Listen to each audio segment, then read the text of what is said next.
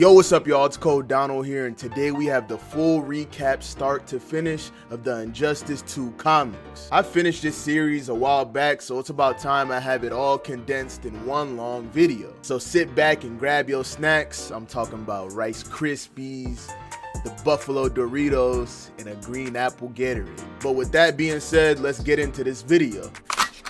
You see Superman sitting down in his cell. It didn't have to be this way. This war, all the pain, all the lives lost. I think it could have been different if you had just been a friend. We see Batman standing outside the cell. I'm not to blame for the blood on your hands, Clark. Superman punches the glass mad as shit. Oh, you sanctimonious piece of shit. I'm supposed to be the alien. Why are you incapable of a human response? I regret a lot of what happened, but not all of it. I don't regret what I was trying to do for the people of this planet and what we could have achieved together, Bruce. But no. Lois is gone, our child, our city, and you turn your back on me. You judged me. You saw the worst in me, and you fought me. Well, congratulations. You won. The world is yours. I don't want the world. I want to repair what you tore apart. And you want to do that? Restore the world to what it was? Rebuild the broken status quo? Give them back their petty squabbles over land, religion, and money? I don't doubt you can. A mind like you can easily shape the world. But Batman's vision for the world? Whew, that would be terrifying. And no one is left to tell you the truth. Clark is using that shit talk no jitsu. Alfred is gone. All your Robins are gone. Dick,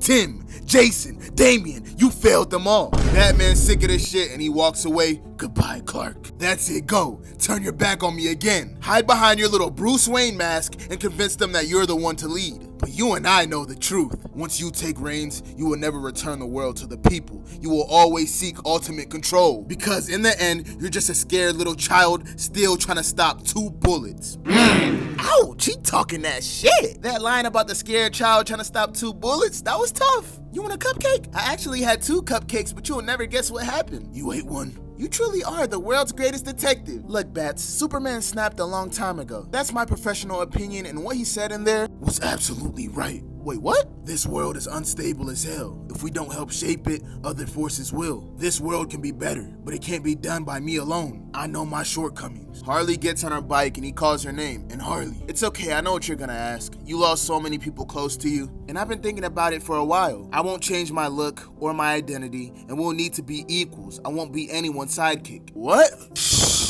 I have a phone call to make, then I'll decide if you can call me Robin. We see Harley back in the quiver. Ever since Ollie died, this shit is her Batcave now. Harleen, is that you? Yep, it's me. It's Lucy's birthday, right? You should know. Do you want to speak to her? Do you think that's a good idea? Lucy is Harley Quinn's daughter that she had many years ago. And Joker is the baby daddy. She gave her child up when she was born because she didn't want the Joker to find out she was pregnant. But she obviously cares about the child. Out of nowhere, an alarm starts going off in the quiver. What's happening? I'm gonna have to call you back. An alarm just went off. Why? I don't know. It's very loud, but it's not very specific. Boom! There's an explosion breaking the wall. It's Amanda Waller, and she has that high-tech Glockiana with soldiers behind her. Quinzel, I'm Director Waller. Your crimes against... What? I said, yeah, it's no good. That was a big-ass explosion. You think I can hear shit right now? Flag, take her. Whoa, chill! And she slowly starts walking backwards until she can hop on her motorcycle and bounce up out of there. Yeah! As she rides up out of there, she calls Batman. A whole lot of people with a whole lot of guns are trying to take me some. She gets sniped, knocking her off the bike. Harley! Deadshot had his sights aimed on her, and that brother don't miss. She wakes up strapped up to a table. My head hurts. And we find out they attached an explosive to her brainstem. Quinzel, Batman may have forgiven you for your past crimes, but the United States government has not. Welcome to the Suicide Squad. She got all the members posted up behind her. Somewhere really far away, we see a kid with blonde hair pointing an arrow at somebody. Don't take another step. And he's looking right at Dr. Fate, Connorland's queen. You have grown. You were a baby when I brought you here. I need to speak with your parents. But instead, the kid snipes him directly between the eyes. He walks into this house and we see Dinah and Ollie. Can y'all please tell your badass kid to stop shooting me in the back of the head? And we see that kid hasn't missed one shot. Hey, good shit. In his defense, it does make a pretty shiny target. All right, son, that's enough. What do you want here, Kent Nelson? I have struggled with my actions. I know I was wrong to bring you to this universe. I was wrong to save you. The helmet has grown heavier. I worked against fate. They look at Dr. Fate confused. I don't like the sound of this. And Dr. Fate reaches out his hand. Black Canary was supposed to die. She screams right in his face, blowing him through the wall. No! Ali tries to hit him with an arrow, but he blocks it with magic. Stop this! My pretty bird, grab me the black one. What are you doing? You cannot harm me. He shoots the black arrow at Dr. Fate, and it goes right through the magic, straight through his hand. Ah! Yeah, magic arrow. Bet it stings. Let me take that from you. Ah! Let's talk about fate, Doctor.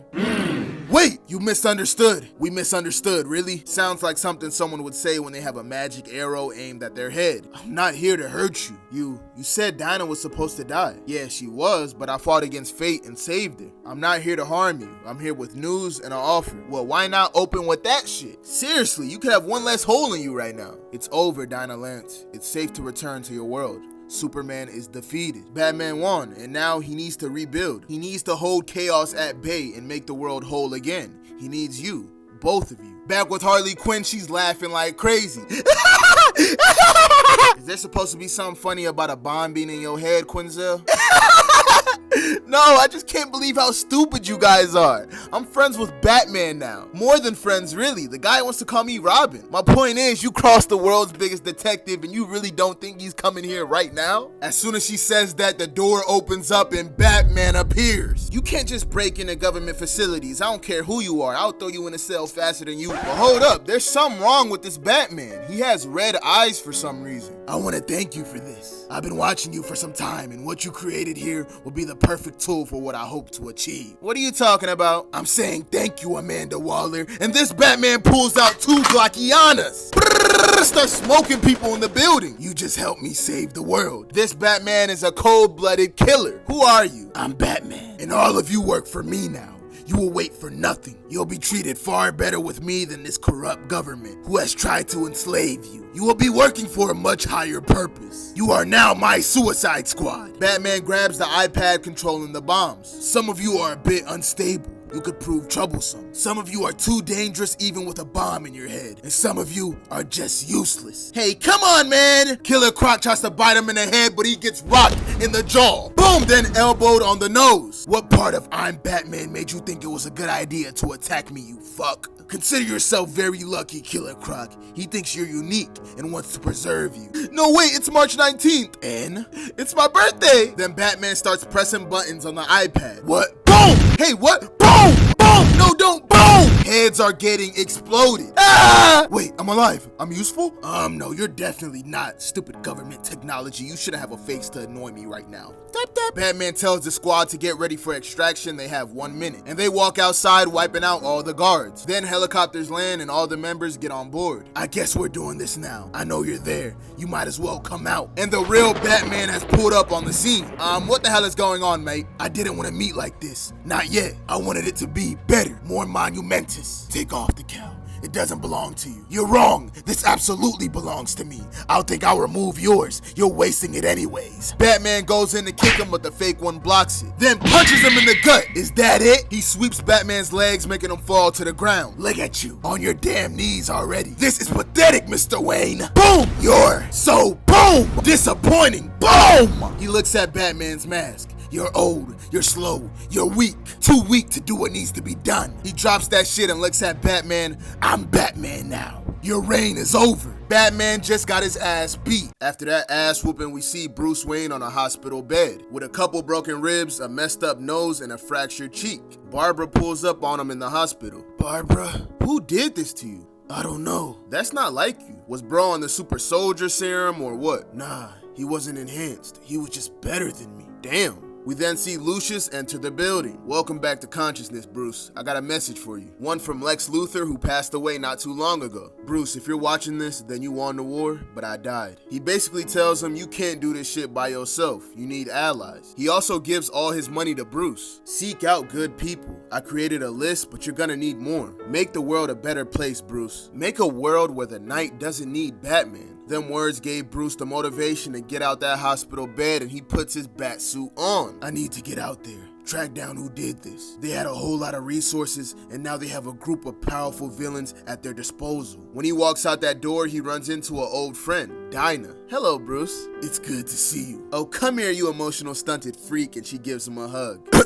Bruce then sees his dead friend, Oliver Queen. Is this really from another universe? But yes, he really is. This the type of shit I like to see. Guys, I'm putting a group together. So far I got Ted Ford, Lucius Fox, rich people. Well, yes, we gotta rebuild the world. It's finna cost bread. Oh look, Batman's the exact same know-it-all control freak in this dimension. You arrogant bastard, you think only rich people can save the world? I want you both in the group. But you just said you needed money. I also need ideas and people with their hearts in the right place. That said, you're also a billionaire. Huh? Now I was a billionaire. Now all I got is a little ass cabin in the woods. Nope, not in this dimension. What you mean by that? He's right. Oliver Queen died here. And since you're here, Oliver Queen's not dead, so all his assets return to you. Yours and Dinah, seeing that you're married legally. He looks away to the side, but we're not actually married. Then, we should fix that. And she gets down on one knee. Oliver Queen, oh my god. Will you marry me again for the first time? Do we have to do this in front of Batman? I'm kind of committed here. Can you do that thing when I turn around and you disappear? He turns around and Batman is up out of there. Seriously, how the hell does he do that? Ollie, I'm still on my knees. Sorry. He gets on one knee with her. Dinah Lance, my pretty bird, I will marry you again for the first time. Aww. While they were doing that, their son walks in on them. What's going on? Ew. At that moment, an alarm starts going off. It's the prison alarm. Talk to us, Turpin. The prison lost power. It can't lose power. It's not attached to the grid. Okay, that would be a fine argument if I wasn't literally sitting in the dark. If that's the case, what about Superman's cell? In Superman's cell, we see him crack a smile and ball up his fist. He punches the glass containing him, breaking a hole through that shit. Since there's no power, there's no red sun energy to contain his powers. So with his powers back, he punches that cell again, shattering it, and he jumps up out of there. My boy is a prisoner, no more. Outside the prison, Warden Turpin and his men got straps trying to figure out who's doing this. Through one of their sights, they see Batman. But this ain't the good one, this the devious version. Deadshot, take him. And he hits him with a headshot, taking out the sniper. Then he pulls up with the whole gang. Okay, let's go make some trouble. While they're doing that, Batgirl, Batman, Green Arrow, and Black Canary teleport on the scene. Guard the perimeter, help Warden Turpin and the guards. Someone will be coming for Superman. Keep them out. I'm not letting Superman face you alone. Girl, you know I'm Batman, right? I always got contingency plans. Just believe me, I won't be alone. Outside, we see Killer Croc trying to take somebody's head off. Yeah! No, please, no! But then he gets hit with an arrow. Scream in point blank range, then gets kneed in the face, knocking his ass down. Stay down and stop trying to eat people, or the next arrow will be somewhere more creative. But while they're pressing Killer Croc, somebody shoots Green Arrow's bow. What the hell? Well, this is unexpected. I heard you were dead, and Deadshot pulls up with two Glockianas pointed at Green Arrow and Black Canary. Technically, I'm dead. It's complicated. Well, I'd make it uncomplicated and make you dead right now, but I'm pretty sure the guy in charge would want to talk to you. You two, on the other hand, boom, out of nowhere, Harley Quinn cracks Deadshot in the head with a bat. You died, and you were gone. And she goes in hugging Black Canary and Green Arrow. Green Arrow doesn't know what's going on right now. What the hell's happening? While that's going on, Batman pulls up on Clark, who was trying to escape. That's enough, Clark. Get your ass back in your cell. Move. No, we fought too hard and we lost too much. Do you really think I wouldn't have plans for most situations? Last chance. Listen to the little voice in your head, the one that says stop. My conscience is clear, Bruce. I'm not talking about your conscience. Listen carefully. Stop. Superman's in shock as he hears the little voice. What? What is that? You thought I was capping, huh? And we see what Batman cooked up. Batman has the atom in Superman's brain. And not only that, he has a little kryptonite shard with him. He's walking around his brain with that shit in his hand. I'm your personal warden, Superman. I have the means to take you down. From in here, I can give you anything from a seizure to a stroke. It was Batman's idea. Superman's eyes start lighting up. Even for you, this is necessary. Superman charges up to attack Bruce. Adam, do it. Down, boy, and he stabs Superman's brain. Superman falls down in Batman's face. Batman calls up the warden. Superman is handled. Outside, Blickianas are being fired, shooting at the Suicide Squad. Harley is still hugging her old friends. I'm friends with Harley Quinn in this world? This world? Yeah, he's from another dimension. She looks at Ollie. Well, we weren't just friends. You were also clapping these cheeks. What? I'm just messing with you. Though I do actually live in your home. You live in the Arrow Cave? What the hell is the Arrow Cave? My base where I keep my stuff? Oh, you call that the Quiver. Is she just messing with me again? No. I suppose it is better. Somebody shouts out, Harley, this doesn't look good for you. An evil Batman is pointing the Blickianas right at her. Who the hell is this dude? We'll deal with you later, Quinn. Squad, it's done. Extraction time, prepare to teleport. I guess I'm going. Who the hell is that? Who are you working for? Why do they want to set Superman free? What? We're not here for Superman. We're here for Damian. Inside the prison, we see Talia al Ghul and this Randeezy in front of Damien's cell. Hello, mother. They open up Damien's cell. Now, we gotta free my friends too. No, they're not needed. They had their chance and failed. So much power, but no will to do what needed to be done. They fought for control of the world. We fight for the world. This Randeezy getting a lot of screen time. Warden Turnip pulls up on him with Glockianas. Damien, get back in your cell. And you two, you can also join them. I don't want you to get hurt. Just walk away. Thanks for the concern for my safety, kid. Probably would have been more believable if you weren't surrounded by dead people. Batman, it's Turnip. Superman and the villains outside, they were all a diversion. This girl starts firing shots, killing the guard and the warden. No! They dip out the prison. Mother, tell your servant. The girl grabs Damien's head and slams him on the floor. I am no servant. Talia tells Damien, that's no way to talk to your sister. Damien, this is Anesthesia Al Ghul, daughter of the Bat. Batman now has another kid he doesn't know about. In the secret base of the evil Batman and the Suicide Squad, we see Deadshot talking to Harley Quinn. Quinn! Floyd, you hit me with a bat! Yeah? You knocked my ass out on the field! You might not know it because how hard I hit you upside the head, but you're shouting right now. He points his gun at Harley Quinn's head. You bitch. Stand down, or I'll stand you down permanently. The evil Batman tells Harley, you're too much effort. If it was up to me, I'd just put a bullet in your head. You're the worst Batman ever. Wait, if it was up to you, I thought you were running the show. Are you just a little bat lackey? Alright, it's time to meet the man in charge. And we see Ra's al Ghul on a throne, surrounded by a gang of people he built up. Humanity is cancer. We consume and we poison, and we are doomed. There's no coming back. Humanity has passed the tipping point. Humanity lit a fuse that can no longer be snuffed out. The selfish, the greed, the short-sighted, stupidity. It's too late for the human race and so many other creatures. 10,000 species are disappearing every year. I have lived many lifetimes reborn in the Lazarus pit. I have witnessed us destroy over time, but I will do what I can. Humanity is a cancer and we finna cut the worst of it to save the world. Did you practice that speech in the mirror? Were there any drafts or any that were less heavy-handed? Because you might want to try them on the next person. And Red, what the hell are you doing here? Did they get you too? Nah, I'm here for the green. You gotta hear bro out. No, I did listen. He wants my help to kill a whole lot of people in this world. You have a bomb in your brain which it can set off at any moment. You don't really have much of a choice. I always have a choice. You do, but your daughter would miss you. Be very, very careful. Lucy, yes, she likes putting tutus on toy cars. She doesn't know I'm her mother. She does know, and he pulls out one of her toy cars. Not only that, he brings out her daughter. Lucy, honey, cover your ears. Auntie's about to use a whole lot of bad language. Okay, fucker, you wanna do this? You wanna use a kid-ass ransom to go with your bad guy from the wrong future timeline goatee? I don't want to, but I'll do what it takes. And I will kill her if you don't help me. No, you won't. You know my mind. You kill her and I sure as shit won't help you.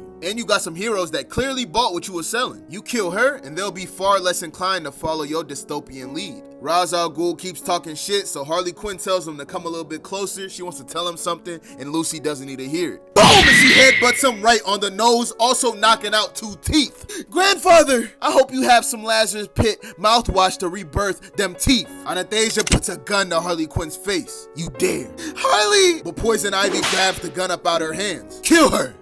They try shooting at Harley, but Poison Ivy makes a green domain. While they're talking inside, the evil Batman's outside like, this is stupid. I can destroy her right now. And he pulls out that iPad. No, leave her alone! Kid, I'm sorry, but your mom is trouble. She's wrong in the head. Remove the head, remove the trouble. But Ra's al Ghul gets up. Wait, Ivy, let me speak with her. Here, please, take your daughter. I approached this wrong. I know what I would do if anyone threatened my daughter or my grandchildren. I feel you. I know you're angry. I know you're guilty. I've been guilty of so much. I have many lifetimes full of regret. You what? It wasn't supposed to work. We were going up against Superman. He was supposed to save the day. I wanted him to save. He didn't save Metropolis, Quinzel. He didn't save his wife. He didn't even save his child. And he can't save you from what he did. But you can have a second chance. I am a demon reborn. And you too can be reborn. You can be a phoenix. Rise from the ashes that you reduced Metropolis to. And help us punish those who stole a future from your daughter. In the Batcave, we see Batman looking at hella monitors. But then Ollie and Dinah's kid pulls up on him. What are you doing? I'm searching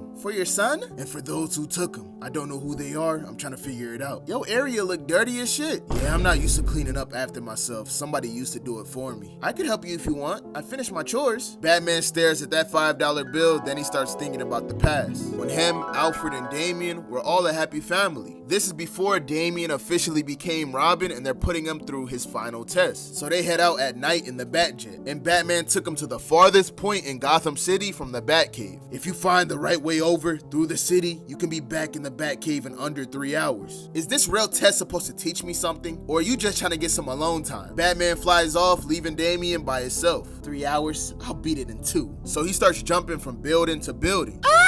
Somebody screaming in the distance. There's 3 dudes that put out a gun, a knife, and a crowbar on a lady. This is gonna cost me some time. He throws a Robin-a-rang at one of the dudes. He then jumps over both the other guys, taking them out. I called up GCPD. They'll be here shortly to take your statement. Are you going? No, of course not. I'll wait with you. Thank you, please take this. $5? I know it's not much, but it's all I have.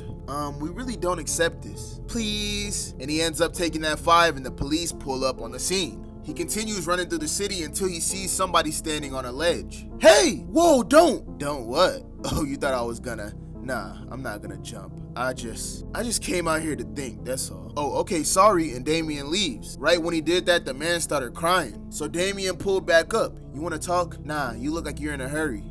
It's fine. Is this your place? Yeah, right, I'll make a cup of tea. Okay. Damian made them both tea and they just chilled, having a good time together. After that, he took somebody that got stabbed 2 times in the shoulder to the hospital. Then he helped some old lady get on the bus. Then he tied up some criminals and took them to GCPD. At the 9-hour mark, we see him on a train. And after 10 hours and 40 minutes, he made his way back to the Batcave. 10 hours and 47 minutes. I know, I failed. I'm going to bed. Did you tell him it was a time trial? No. Did you imply it? Perhaps. Huh? It once took Master Bruce 3 days. Batman tells Damian, I'll take that $5. We don't take tips. You were watching? You said the whole purpose was for me to be alone. Now, I seen how you act when you think you're alone. Next time, you will be. You did well. I'm proud of you. And I know I don't say that enough. Now finish Alfred's chores so you don't end up as useless as me. And get some sleep. I'll do your chores. Go to bed. You earned it. And your father will always watch you if he can. It may feel like a bit of a violation, but he watches everybody because he cares. Back in present day, Batman is still staring at that $5 bill. So can I help? Actually, there is something you can do, Connor. No child should be separated from their parents. No, that would suck. I want to ensure that never happens to you, your mom, or dad. Would you like that? Yeah. Good. But this needs to be our little secret. And Batman pulls out an injector gun. This may pinch a bit. In Kode Industries, we see Blue Beetle dodging and weaving attacks from these giant robots. So he turns around and hits them with a maximum energy blast. Some robotic voice tells him, you filled the room with smoke. I can see that. Actually, I can't see much at all, but you know what I mean. Behind you! And one of the robots stab him through the back. Ah! Somebody presses a button and then everything stops. If that was a real energy blade, you would be dead right now. That man is Ted Kord, the first Blue Beetle. And he's talking to the new Blue Beetle, Jaime Reyes. So you telling me you never made mistakes? It's not about me, Jaime. I'm not Blue Beetle anymore. So you avoiding the question. Sure, I made mistakes, but this is not about me. This is about you, Jaime. You have to concentrate. You have to gain control over the scarab. I'm trying, Mr. Kord. You were supposed to take out this one without destroying it. I know, I'm sorry, I'll pay you back. Ted talks to his golden robot Skeets. How much was that battle bug worth? $345,000. Sorry, I got $2 on me? I'll take it. Really? You think I became a billionaire by saying no to free money? Go home and come back tomorrow more focused. Okay, but I'll empty my wallet first. Good instinct. And Jamie, I made a lot of mistakes. People got hurt. But you know what the difference is? What? You're gonna be a whole lot better than I was. Skeet, go with him. The kid seems rattled. Make sure he gets home without accidentally destroying something. Yes, this is how it happened. Ted is confused as shit. He don't know why Skeet just said that. Never mind. It's an honor serving you, sir. Sure, and it's still gonna be an honor tomorrow. Off you go, Skeet. Goodbye, Ted Kord. After that, Ted walks in his office and sees Batman standing there in the dark. Ted Kord. Bro, I've known you for years. You don't have to call me by my full name or stand in the dark. Also, why the hell you sneaking in the middle of the night? You could make an appointment. It's easier. Nah, Batman, that's creepy. Bruce Wayne can't walk into Kode Industries. Alright, yes, I can see that. But still, you could call me or something. The reason Batman's here is because he wants Blue Beetle to join the fight. Ted Kord immediately does not like that idea. He's too young. He's too inexperienced. Damn it, you of all people should know what happens when you throw a kid into our world when they're not ready. After that line, shit gets silent. Hey, Batman, my bad. That was a cheap shot. No. You're right. I know he's not ready. I've been watching Jaime for some time now. Of course you have. I'm not here for Jaime.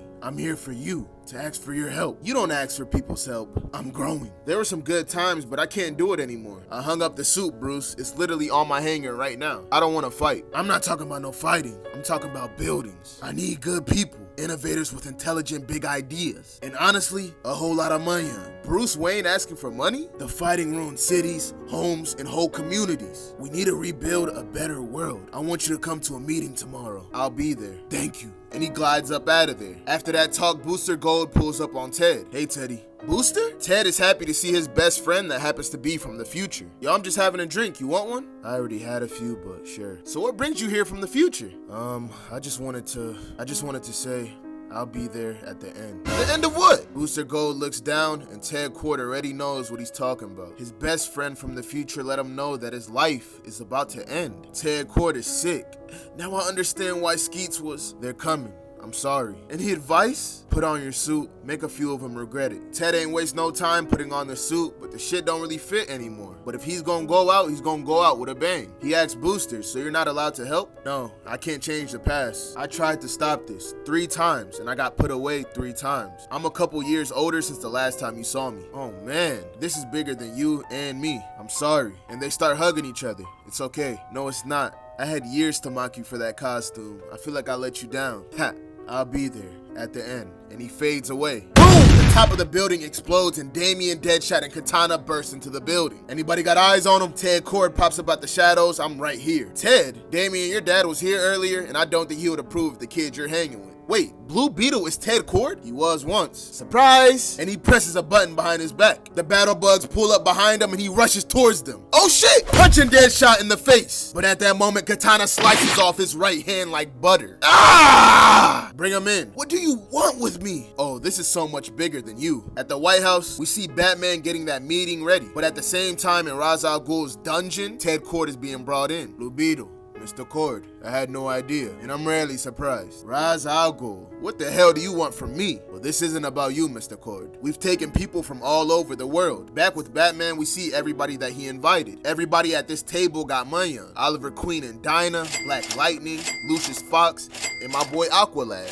And also a new steal, as the OG one died when Metropolis got exploded. Now they're just waiting for the last person, Ted Cord. But then a lady comes up showing them something on the news. It's Ted Cord and Cheetah and Ra's al Ghul are telling him to read a note. I didn't know. I'm sorry. Read the statement. I didn't realize my batteries were being made by ignorance is the excuse of cowards and idiots. What do you want? I want everything to stop. Mining, deforestation, drilling the oceans, burning coal for power. I want it to stop globally today. You can't be serious. You can't hold us for ransom for the impossible. You misunderstood. You're not being ransomed. You're an example of what's coming. Everything you built with the blood of the planet crumbles today. And Deadshot activates a bomb blowing up Cord Industries. But not only that, they blow up every large corporation. After that, he calls up Killer Croc and Orca from the water. Killer Croc, Orca, this is your lunch. Feed, and they start eating the people that's captured. No, please!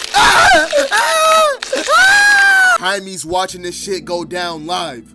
No. Batgirl is unable to locate their location, so the whole world, including Batman, has to sit back and watch this shit go down. We cut to Ted Cord with blood all over him, cuts all over his body, he's leaking. Booster Gold pulls up right in front of him. Hey, Teddy. Booster. I feel cold. I'm sorry. I tried to tear time apart for you, but Jaime, look after him. Train him. I'm not really the mentoring type. Please, you need to help each other out. Man, you can't just... Who am I gonna laugh at now? Just look in the mirror. The boys have a happy moment, but then Ted Cord's body goes cold. He's no longer here with us. Booster Gold kisses the best friend that he has ever had on the forehead. Goodbye, Teddy. And he fades away. R.I.P. Ted Cord. We see the Kryptonians' home planet, Krypton. Are you ready? No. No one's ever ready, Kara. Don't worry. This young girl is Superman's cousin. And that's her dad, and that's Superman's dad. He hops on his brother's back. Your dad was scared when he had to do this. I wasn't terrified, Jor-El. I literally had to push him. While they're trolling, Kara finally locks in and does an Assassin's Creed leap of faith off that building. Then Unc and Pops catch her with some flying mosquito type shit. Well done. I didn't think it would be so rocky. Learning to fly isn't supposed to be easy, and they fly off on this beautiful day. They take her back to the crib and they find out she ended up breaking her arm. I'll need to sedate her. Hey, what's happening? It's okay, you just gonna sleep. I don't wanna sleep. Take your ass to sleep. It's gonna get better while you sleep, and when you wake up, you're gonna be with family, and you'll be safe. 6 years later, the fall of Krypton begins. Brainiac pulls up with a big-ass ship attacking everybody. Jor-El behind you! He headshots an alien that was finna attack bro. They look to the right, and a whole bunch of them aliens are on the way. They look at that shit like, damn, we're cooked. Brainiac has destabilized Krypton's core. There's nothing more we can do. Go home and get Kara away. And they give each other a hug. Zor-El gets impaled in the back by one of those aliens. Zor-El! Jor-El shoots him with the Blickiana. Kara, we'll be safe on Earth. I'll make sure of it. I'm sorry, I can't see it through. It's all right. You go ahead. I'll be right behind you. And he holds his dead brother in his arms. When he gets back to the crib, he's confronted by Zor-El's wife. Jor-El, where's your brother? He's coming. It's all right. He'll make it. Bro straight up capped in her face. But don't wait for him. Take this Gunniana. She can feel the cap. He's not coming, is he? He didn't make it. Allura, none of us are gonna make it, are we? My son will, and your daughter will, if we act now. Kal-El, we need his cousin to look after him. Our world may be done, but Krypton's heart will continue beating in them. Go, get Kara. And she got one of them aliens right in her face. Boom, it gets shot in the head. It was Kara's mom and she a pro with that weapon. Kara, come quick. Mother! They run towards the ships. Jor-El discovered a planet far away from Brainiac and we finna send you and your cousin there. You'll need to protect him. You'll need to teach him. Me? What about you? No, I won't leave you, please. But this is the only way. Boom! Krypton explodes, and their spaceships escape right in time. She watches her planet get blown into smithereens. No! Aligning with second craft, warning collision on the way. We see baby Kal-El right next to her. Boom! She crashes into a meteor. System compromised, current course unachievable, and her ship starts spinning out of control. No! Plotting new trajectory. Travel time frame extended. Cal! Cryostasis necessary. The ship is finna put her ass to sleep. But this new trajectory doesn't take like 2 weeks or a month or something like that. It took her 35 years after Clark to finally arrive to Earth. And her ship has no more gas, so it starts to crash down into Earth. But somebody grabs it in time. She opens up her door. Kal-El? And it's Dwayne "The Rock" Johnson, aka Black Adam. Nah, I'm not Kal-El, but I'm his friend. You can trust me. He brings her to Kahndaq and puts her in a spot where the sun shines on her, so them powers can kick in. I have many questions, and I'm sure you do too. We'll talk when you're ready. Somebody comes in the room and tells him that there's some movement at the eastern border. He like, of course there is. Give her some water, food, and keep her in that sunlight. And if she talks, let me know immediately. I'ma take care of this shit. When he goes to the border, there's a whole military waiting for him. We saw something fly in from space and we saw you pick it up. Don't worry about what landed here. We in Kahndaq. I heard enough from y'all. Get y'all shit and get up out of here. You pointed your weapons at the people of Kahndaq. We'll call this an error in judgment. I will let you leave with your lives. The general grabs him by his shoulder. You can't just... He just made a big mistake. Shazam! Electrocuting the general. Burnt bro to a crisp, but his military is pissed. Fire! And they start shooting at Black Adam, even firing a bullet from the tank. But he easily punches that shit, picks up the tank, boom, slamming it on another tank. Then he chokes the second in command. I want you to tell your president something. He breaks his jaw. Your jaw is broken, so you'll need to write it down. If y'all ever pull some shit like this again, I will level your country in 1 day. Then he flies away from the scene. Vixen and Blondie see this shit happen and they finna go snitch to Ra's al Ghul. He returns home and Kara has begun to speak. What did she say? She spoke her name, Kara. But I left after that. I thought you should hear this shit only. Yes, that was right. Kara, I'm sorry, I had to go handle some business. I hope Nawa helped you with everything you needed. But Kara just sits there sad as shit. My planet, Krypton, it was destroyed. I saw it. I couldn't look away. I watched my world end. It feels like only hours ago, but I feel like I've been asleep for a very long time. Yes, it's true. How long? I have no idea. We can speak tomorrow. You should regain your strength. No! Please, I slept long enough. You said you knew my cousin. You said you knew Kal-El. I don't understand. He's a baby. Kal-El, he's no baby. I followed him. He's a great leader. He brought me back to the path of righteousness. He's the greatest man I ever known. He? Damn, I slept too long. I need to find him. Do you know where he is? I do. I was supposed to protect him. He's beyond your protection. Tell me everything. Tell me everything that happened. And he gives her the whole backstory. He was tricked by a great evil. He lost his wife and his unborn child. Superman, what we call him on Earth, took that grief and decided to make the world a better place. He tried to spare people from the pain that he'd gone through. He asked another hero to help him named Batman, a man he stood beside for many years, his best friend. But when he needed him most, Batman turned on him. Kal-El only wanted the best for the people on Earth. He was a kind ruler and much loved. But Batman is a very cruel individual and he betrayed Kal-El. Alone, he could not stand against Superman and the heroes that loved him. So he tore a hole into the dimension and brought in twisted versions of the heroes to stop Kal-El and his followers in our world. They took his friends. They took his love. They hurt and imprisoned your cousin. And they stripped our world of the peace that Superman created. After hearing that shit, she like, we gotta free him. We cannot free him alone. He's held tightly. But there is one person that can help us. Kal-El's love imprisoned on the island. She's a warrior. I believe we can free her. She'll fight with us and she can train you. But not yet. First, you must gain your strength and abilities. My abilities? You don't know? You will learn soon enough. I will prepare you. Out there are many who hate you and fear you. I believe one day we'll stand with your cousin. One day we'll give the world the protection it deserves. Until that day, you reveal yourself to no one. I will look after you, but you must not leave. You must stay hidden. Thank you. Kahndaq is your home now. Kara of Krypton. In a graveyard, we see that Ted Kord is finally being laid to rest. And we see Bruce Wayne just standing over his grave. Jaime starts walking up to Bruce. Hey, Batman! How can I help you? Can you help me? Do you know who I am? Bruce grabs him by his collar. Your name is Jaime Reyes. You have been infused with the power of the Scarab. You are the Blue Beetle. Your father is Alberto. Your mother is Blanca. Your sister is Malagro. I know where you live. Bro got all his info. I know all of this, but the people who are watching this very public funeral don't have no idea who you are. They don't know who your family is or why they should go out their way to hurt them. So I'm gonna tell you right now, calm down and speak softly.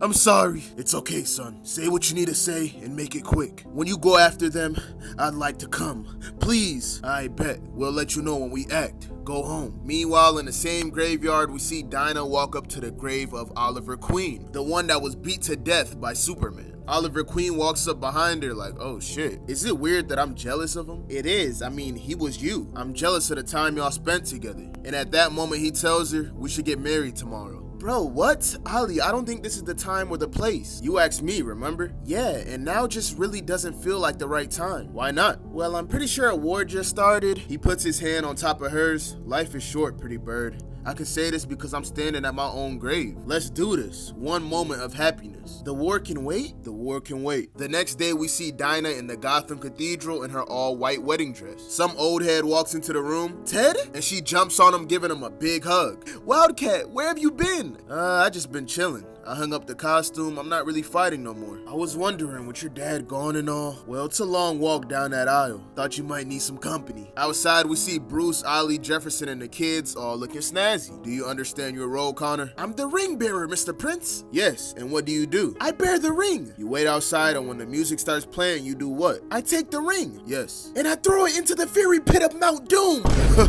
Did you put him up to that? Maybe. Deep, deep. Bruce gets an alert from his watch. I have to go. Come on, man, you kidding? I'm sorry. Bruce, is it an emergency? Do you need help? What's the word? It's not that. It's personal. Stay, get married, I'm sorry. And he drives off in the red whip. Dad, what was that about? Just Batman being Batman. Bruce crashes into the Wayne Manor gates and runs straight to the graveyard of his parents and Alfred. And we see that somebody dug up Alfred's grave. No! And we see evil Batman, Anastasia, and Damian holding Alfred's corpse. Damian, what are you doing? You failed him. I'm making it right. While that's going on, Dinah's walking down the aisle. Anastasia points the Glockiana at Batman, and on her earpiece she says, he's here, we have him. Are you in place? Yeah, we're ready. Do it. Take the wedding. And she's talking to Deadshot and the whole Suicide Squad outside the Gotham Cathedral. Bruce is looking at Anastasia. Who are you? We're just like Alfred here, Bruce. People you let down.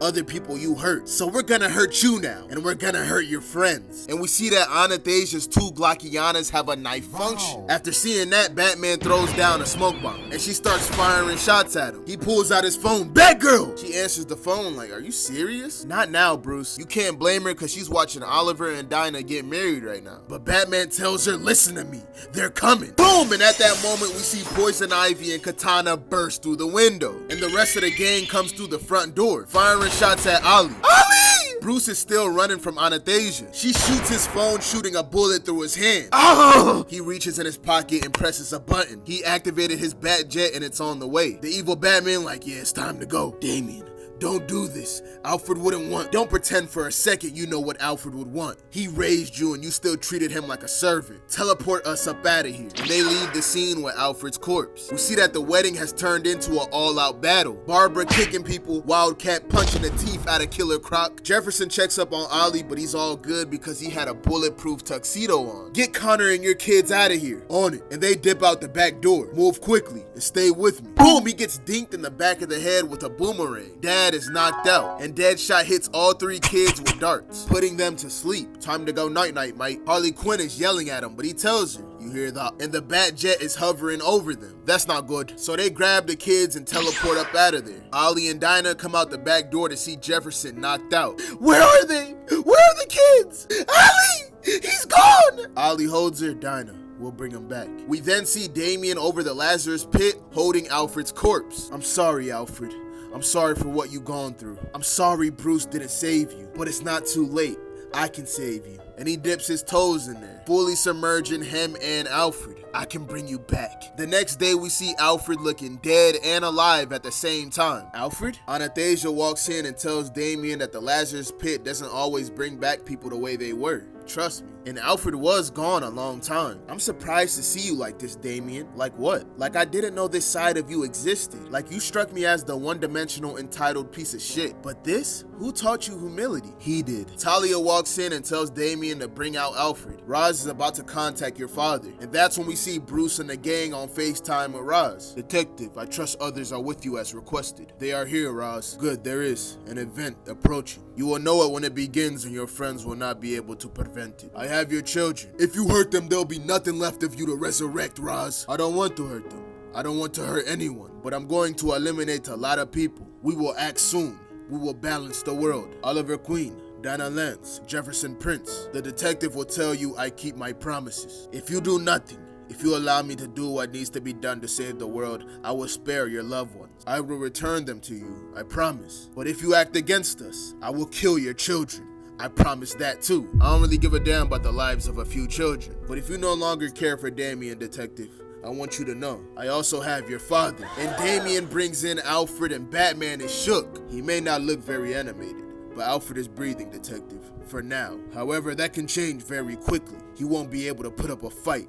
Stay out of our way. Roz hangs up the call on that note. Damian looks at Roz. Are you done? I'm sorry, Damian. He won't stop. He'll come for Damian. He'll come for the kids. If the detective is sensible. He isn't. It doesn't matter. Even Batman will never find us here. But little does he know, Batman knows they're in South America. What? How do you know that? Because I lost Connor's signal in the north of Brazil. Your son stopped transmitting on the edge of the Amazon rainforest. Dinah's like, what are you talking about? Given that the signal cut out, I'm assuming they're underground now. You placed a tracker on our son? I was being careful. And you didn't tell us? That wouldn't have been careful. Bruce, I ain't gonna lie, that's a little too much. Wait, did you know? What? Is that why? Did you know they'll take him? I didn't know, but I felt it was wise to take precautions. If you think about it, your son made an obvious target. Oh, you ho! Boom, and he punches Batman in the face. I'll let you have that one. That's the only one you get. You let me know this. I'm not your Green Arrow. You don't know me. You don't know my abilities. You don't know who I train with. Test me. Go on. I'll let you have the first one. Dinah gets in between them like, cut this shit out. We need to focus on getting our kids back. Nothing else matters. Batgirl steps in and decides she's gonna take the lead of this case because she has a plan. We're gonna need a man that can blend in perfectly in any situation. A man who single-handedly broke into the most secure prison in the world. A man who can't be seen unless he chooses to be seen.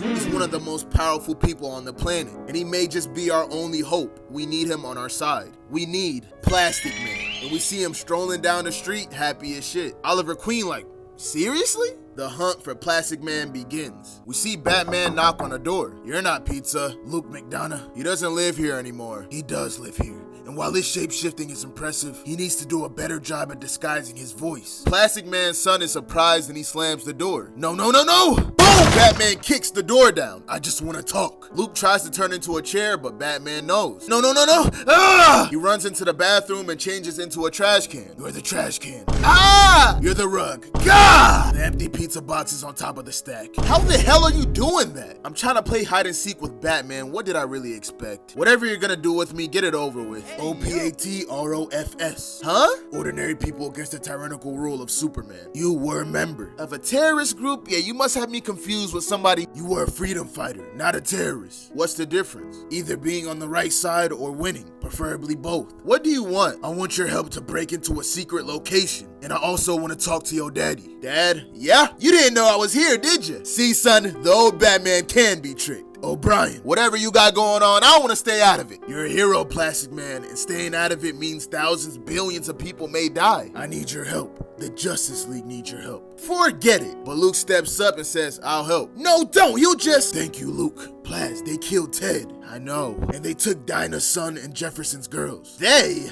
Fine. For Jefferson, Dinah, and Ted. And so you don't get my son killed. Follow me. I got the whip outside. That's some ride. All three of them get in the Batjet. Luke looks at Batman. So you're very quiet. What are you thinking about? How to kill countries. They look at him like, what? What a fun-filled place your head is. Ra's will want to kill the entire population without hurting the environment or wildlife. That is not easy. So I'm trying to think of every way he'll do it. So you're just sitting here thinking of ways to commit mass genocide? Yes. An alert starts going off. What's that? An impact alarm. Impact what? I don't know. Whatever it is, it came under our radar. And it's coming fast, straight ahead. Brace for impact, brace for... Boom! Somebody lands on top of the jet. Oh, hey, I kinda know that guy. Blue Beetle pulled up on Batman. We need to talk. They get out the jet and have a little chit chat. You're planning something and I want in on it. You're that kid Ted Cord was working with. Yeah, Teddy was such a great guy. He and I caught up for cards every week. Sorry, Bruce, you weren't invited. You tend to unfun things. You're way too competitive. So, what do you want? I just want to help. I'll do whatever y'all want. Please, they killed Ted. Sounds like this kid's on a crusade to avenge the murder of a loved one. Anything you can relate to there, Bruce?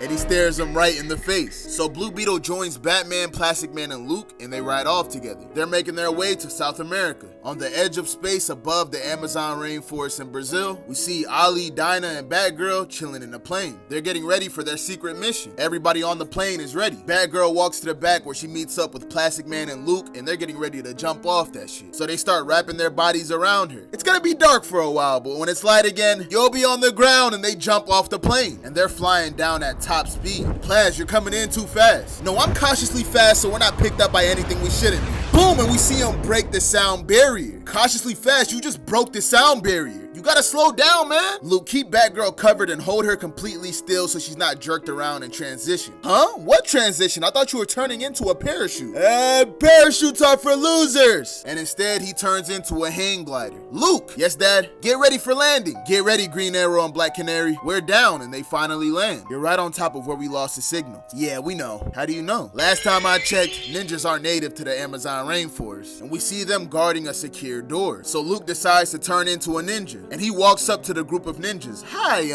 I didn't really plan a combo for you guys. Huh? Then he spreads wide open, covering the ninjas. Ah! But just when they thought they could warn somebody, Daddy came right in, spreading wide open too. Pause. After flawlessly knocking out all the ninjas, Luke is just smiling. He tells his dad, this is nice. Knocking ninjas unconscious and sneaking into the secret layer of murderous villains is nice? No, I get it, but it's like the closest we came to like throwing a ball in the yard. So Plastic Man tells his son, come on, let's go father-son bond the absolute hell out of this hive of evil. We then catch up with Batgirl and she has made it to a safe place. It's safe to teleport in, and the whole squad pulls up on her. So they make their way in the building, knocking out all the ninjas in the way. Batman is locked in. We then see Ra's with his little crew. Alfred's looking a little bit more alive, but he still hasn't said a single thing. Don't lose heart, Damien. It's okay. Keep supporting him. It once took me a year to become normal again, but your mother never gave up on me. Grandfather, there's something going on with the surveillance in the north entrance. It's no problem. What? He's here.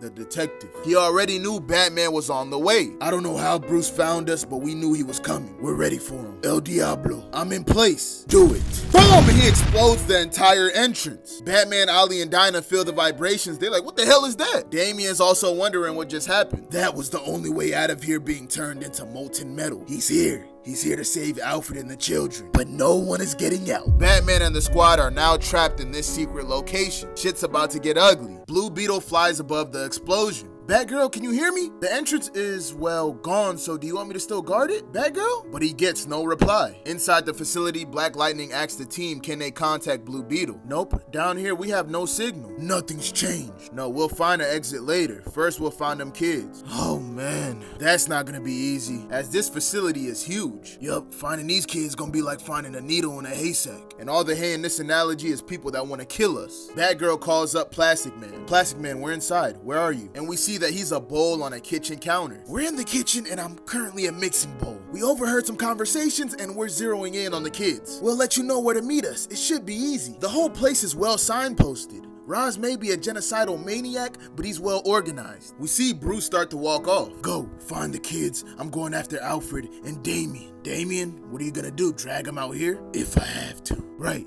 that sounds fun. I'll join you. We then see all the kidnapped kids in a room, and they all heard that giant explosion, and they already know it's their parents here to save them. So they decide they gotta lock in and fight too. And both of Black Lightning's kids start charging up their abilities. Oh yeah, that's gonna be useful. We then see Ra's al Ghul walking through the facility. All of you, with me. We need to guard the children. They're coming for them. Who's coming for them? Batman and his allies. Croc, Oracle. Go find Batman, sniff him out. He then starts walking into the room with the kids. Killer Croc like, shouldn't we stay? No, if he gets through you, I'll deal with them personally. And he pulls out his sword ready to execute the kids. We then see Batman and Wildcat wiping through the guards. Boom! Not gonna lie, it's kinda nice to punch bad guys in the face together again. But it looks like your form dipped a bit. You need to get back to training. Quiet. And then a large tree trunk grows out the floor coming out of nowhere, separating Batman and Wildcat. Batman!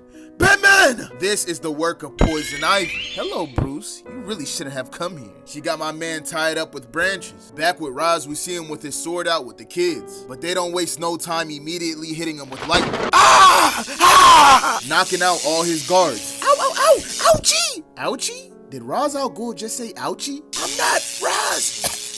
Stop electrocuting me! And we see that this is actually Luke. Seriously, ouch, I'm here to get you out. We all are. And Plastic Man is right with him. Who are you? Who are you? You're not on my list of kids to save. I'm Lucy. She's Harley Quinn's daughter, apparently. Okay, well, we're breaking these guys out, but are you a prisoner too? I guess. That's good. Not that you're a prisoner, but I mean, if you weren't a prisoner, then it would kind of be like I'm kidnapping you. That would put us in a very ethically iffy area. Hey, Harley Quinn has arrived to the room. What is going on here? We're escaping. Oh, great. I'll come with you. You're not worried about that bomb in your head? I would be. I'm more worried about Lucy spending her life in an underground headquarters for supervillains. I've been trapped with supervillains, and it's not the best. And they all start heading to the exit. But that's until they run into Killer Croc and Orca. What's happening? Where's Ra's al Ghul? But there's no time for talking and they start scrapping instead. Take them down! Plastic Man tells Harley to take the kids and head to the teleporter. They're gonna take care of these dudes. The teleporter room will be well guarded. How am I supposed to defend all these kids by myself? You're not by yourself. Go! And she heads there with the kids and she sees Batman. Not the good one, but evil Batman with the Glockianas. This guy is not Batman. He just kind of wishes he was. I am Batman. That's a little tragic.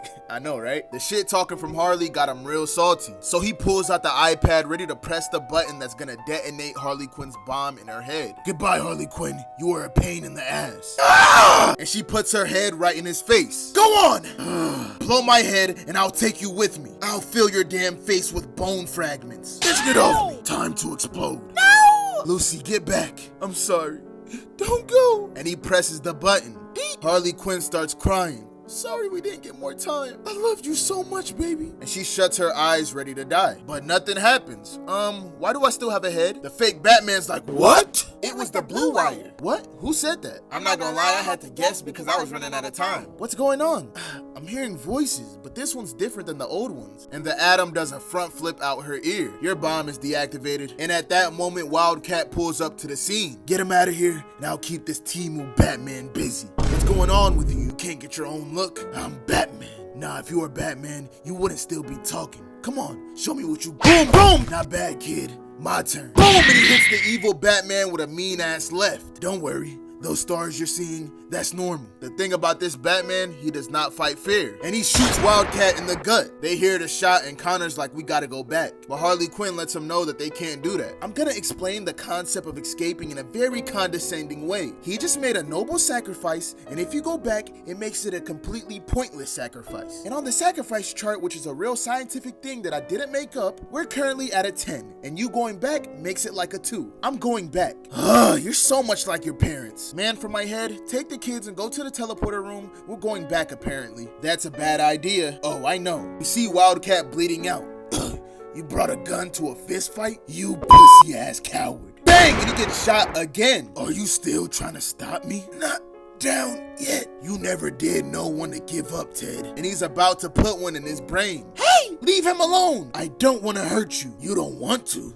I was like you once, an angry kid that thought he was indestructible. But I learned just how fragile we all are. I learned it too late. I'll give you the lesson now for free. And he goes in to hit Connor. He blows him back with a scream just like his mom, smashing him into the wall. Oh snap, the Green Canary. Blue Beetle heard that scream from outside, and he flies in that direction at top speed. Back with Black Lightning, Batgirl, Black Canary, and Green Arrow, they can hear the scream. It's Connor. Follow the cry, we'll find the kids. Your son can do what you can do. Not for long, but yeah, with better aim too. Okay, that was impressive, but not exactly discreet. We need to move. Every single bad guy's gonna pull up immediately, and that's exactly what happens as we see Captain Code and Katana on the way. Quinn, what's going on? Wildcat freed this kid, and then he and Batman got into it. Batman shot him, but he was knocked out unconscious. At the same time? Yes, it sounds improbable, but that's exactly what happened. Now we should punish Wildcat with medical attention. What the hell was that noise? Something's not adding up here. Captain Code gets hit in the mouth with a haymaker arrow. The gang has arrived. Black Lightning hits all the bad guys with lightning. Harley looks at Katana. You don't owe Roz nothing. You don't want this fight. No one's watching. Just walk away. Katana like, you don't gotta tell me twice. Mom, Dad! Where are my daughters? The Atom took them to the teleporter room. It's okay, you're okay. He's better than okay. The kid took down evil Batman single-handedly. Did you? He was hurting your friend? I couldn't let him. Wildcat! And we see him bleeding out on the floor. Both shots have clean entries and exits. It doesn't look like anything fatal was hit, but I'll need to stop the bleeding. Get to the teleporter, get the kids out of here, and look after Wildcat. Me, Plaz, and Luke will see if we can help out Batman. I'll come with you. Batman probably needs me. Huh? I'm kind of his new Robin. And we see Batman tied upside down with all type of vines wrapped around his body. You threatened so much coming here. We've been told not to kill Batman, but I'm very angry that you stepped foot in the sanctuary, and you don't need all those ligaments attached. What was that? I said, we're not doing this. He releases a poison. What? This poison is weed killer, her kryptonite. It will hurt you all the way down to the roots. I'm not playing today, Ivy. Tell me where Alfred is. Now! He's serious. Boomerang, report in. Ivy, do you copy? Orca, Killer Croc. Anadesia's trying to call her team, but nobody's answering. We have a problem. Most of our Suicide Squad isn't responding. Batman's coming. No, he's already here. He's doing that thing he does. The animals are nervous. Anastasia, find Roz. Animal Man, guard Alfred. What about you, Damien? Damien? That boy disappeared. Harley Quinn finds Poison Ivy in this messed up state. Harley? Water. She needs some water. And they quench her thirst. Batman. I'm sorry. I'll talk to him. Sternly. Probably with my fist. He's headed to the sanctuary.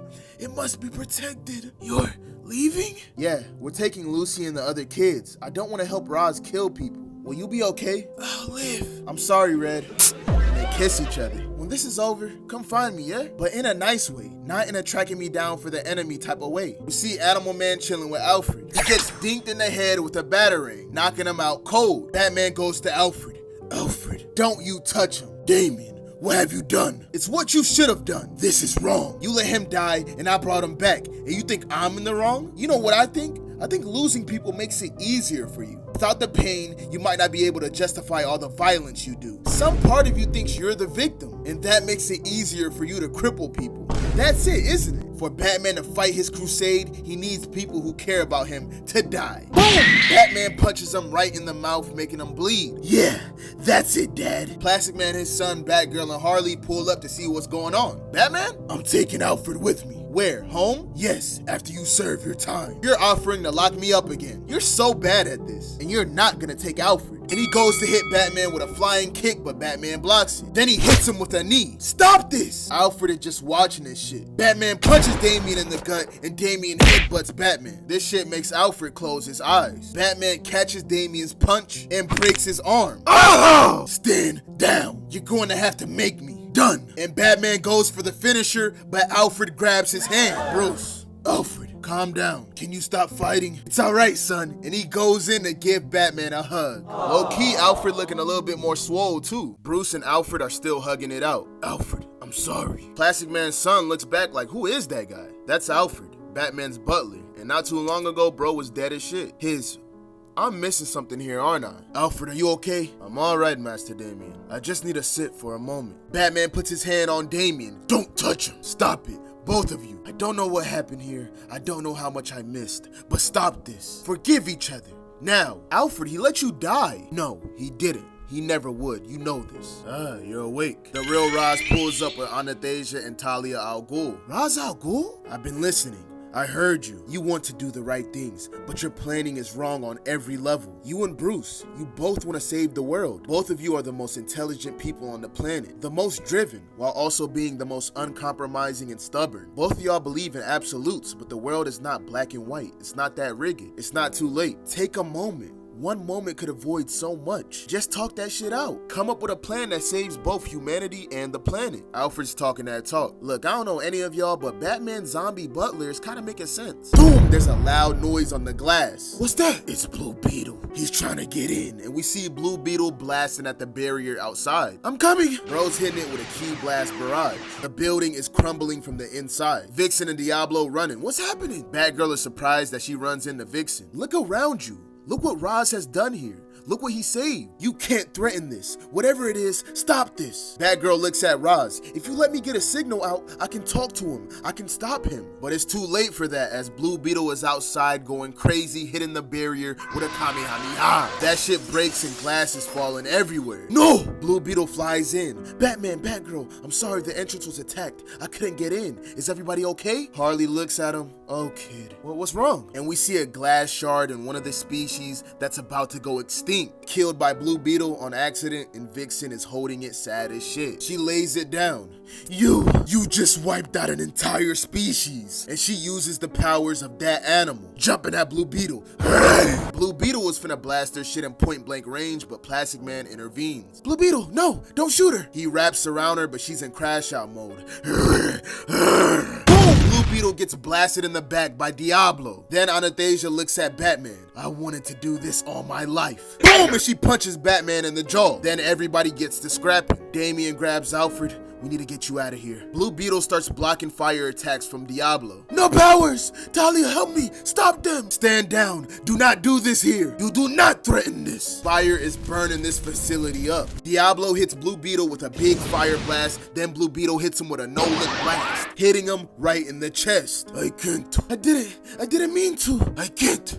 Hold this. Diablo is about to explode. Luke! Plastic Man and his son cover everybody in the building. I'm sorry. Ah, boom! Diablo explodes, killing all those animals on the verge of extinction. Plastic Man and his son are able to negate the fire. That shit still hurts them, but they were able to save everybody else. Vixen looks around and sees the animals baked, cooked, and fried. No, she was the last. They were all the last. Ra's al Ghul is mad as shit. Is this what you wanted, detective? Anastasia's on the floor damn near about to pass out. Talia runs to her daughter. Anastasia! Mom? Shh, it's okay. You'll be okay. Ra's looks at Batman. You wanted to come here to hurt your daughter, your son, this way? Batman's like, my what? They're so fragile, aren't they? I know you never really had a childhood, and mine was long ago. But you know what I do remember of my youth? The passion I had, the certainty. You're in the wrong place, again. Meanwhile, at the Capitol, there's a ceremony going on with a whole lot of Americans. Aqualad and Steel are there to make sure that the plans that Ra's was cooking up don't happen on their watch. Aqualad calls up Steel. I think I saw something. What?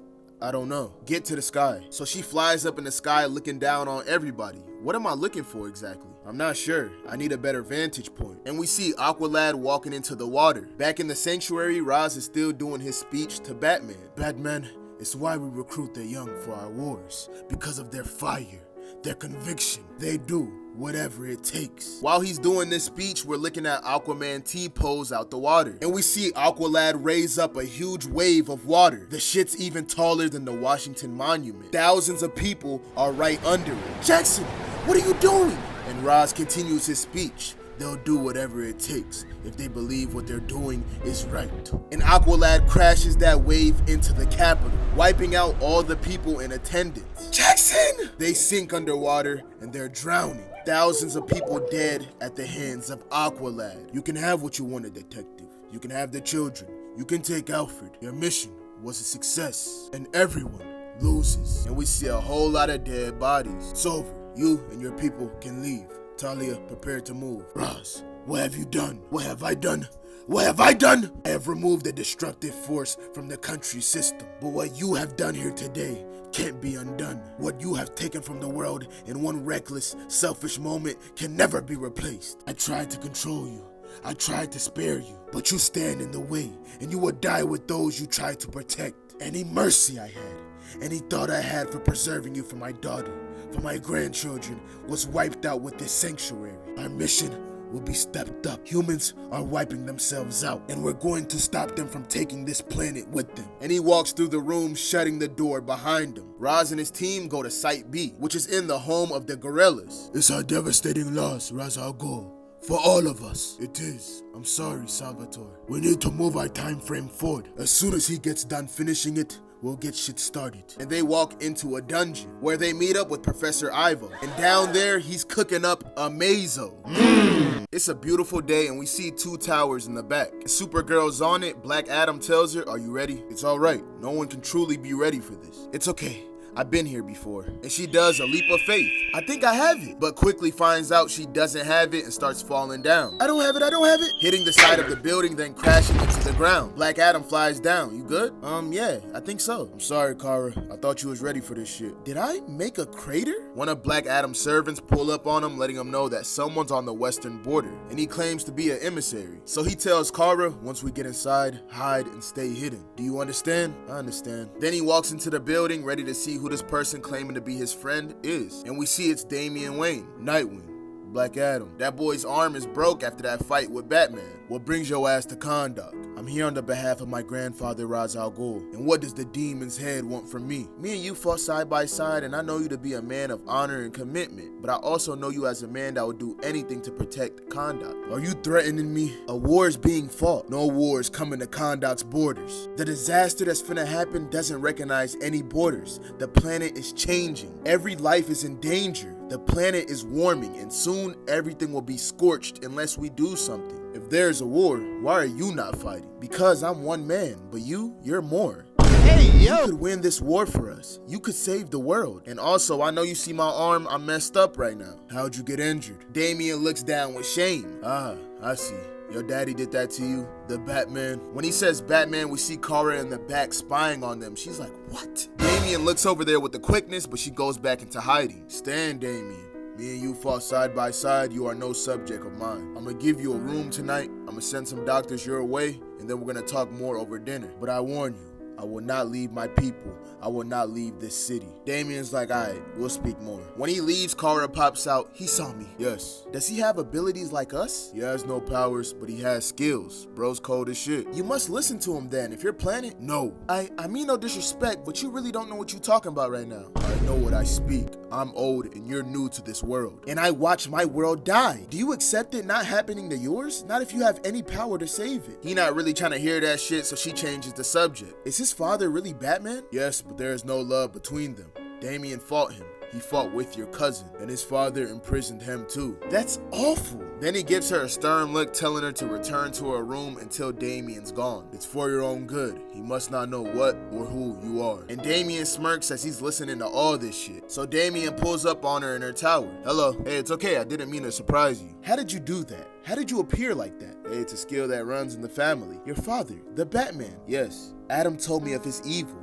He hurt you? Yeah, he hurt me in all sorts of ways. By the way, who are you? Black Adam appears with lightning around him. Kara and Damien are shook. Damien turns at him with a smile on his face. Damn, that was loud. You are supposed to be in your room. I went for a walk. Damien, I welcomed you in the conduct, but my hospitality only stretches so far. Who is she? That's not your concern. Who is she, Adam? She is no one. And if you persist in asking, you will be no one too. Grabbing Damien by his collar, Kara leaps out the building to stop this. Wait! And while flying, she grabs Damien and she has red glowing eyes. Oh my gosh! What have you done? You're a Kryptonian? Later that night, Damien pulls up to her window. You okay? Damien?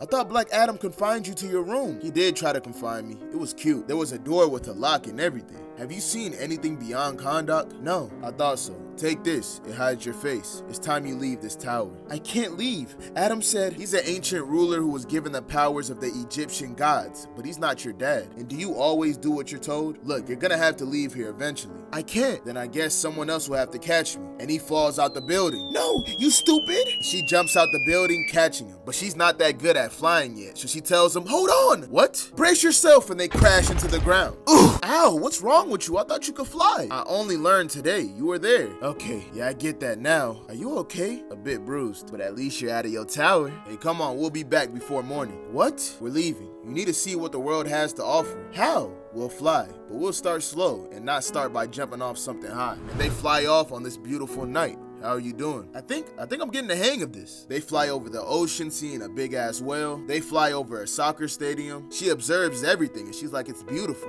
He then takes her to a city that's in the middle of a civil war. She looks around and sees destruction. Why are you showing me this? Because of who you are. You could be the difference. Boom, there's a green explosion in the distance. So they fly down to it and it's some poison gas. So Damien slaps on a mask with the quickness and Kara uses her powers to blow it away. He looks at Kara and tells her to go, get out of here. So he flies away and multiple people with Glockianas pull up on him. There's no more gas, so you guys look mad awkward with them gas masks. So they point the AKs right in his face. Kid, get behind me. Close your eyes. And they start firing shots at point blank range. But then Kara pulls up right on time, catching every bullet, saving multiple lives. If she didn't pull up, what the hell was Damien gonna do? She's mad as hell. What is wrong with you? Why would you do this to the people of your own planet? And she blows them all back. With one more dude still standing, Damien runs towards him with a batarang. You! Hitting him in the shoulder, then getting on top of him. He starts punching him multiple times until Kara grabs his hand, telling him to stop. She then grabs the dude, telling him to leave and never come back. This place is under our protection now. If you enter here again, you will face us. Later, we see Damien and Kara chilling. Did you like saving lives?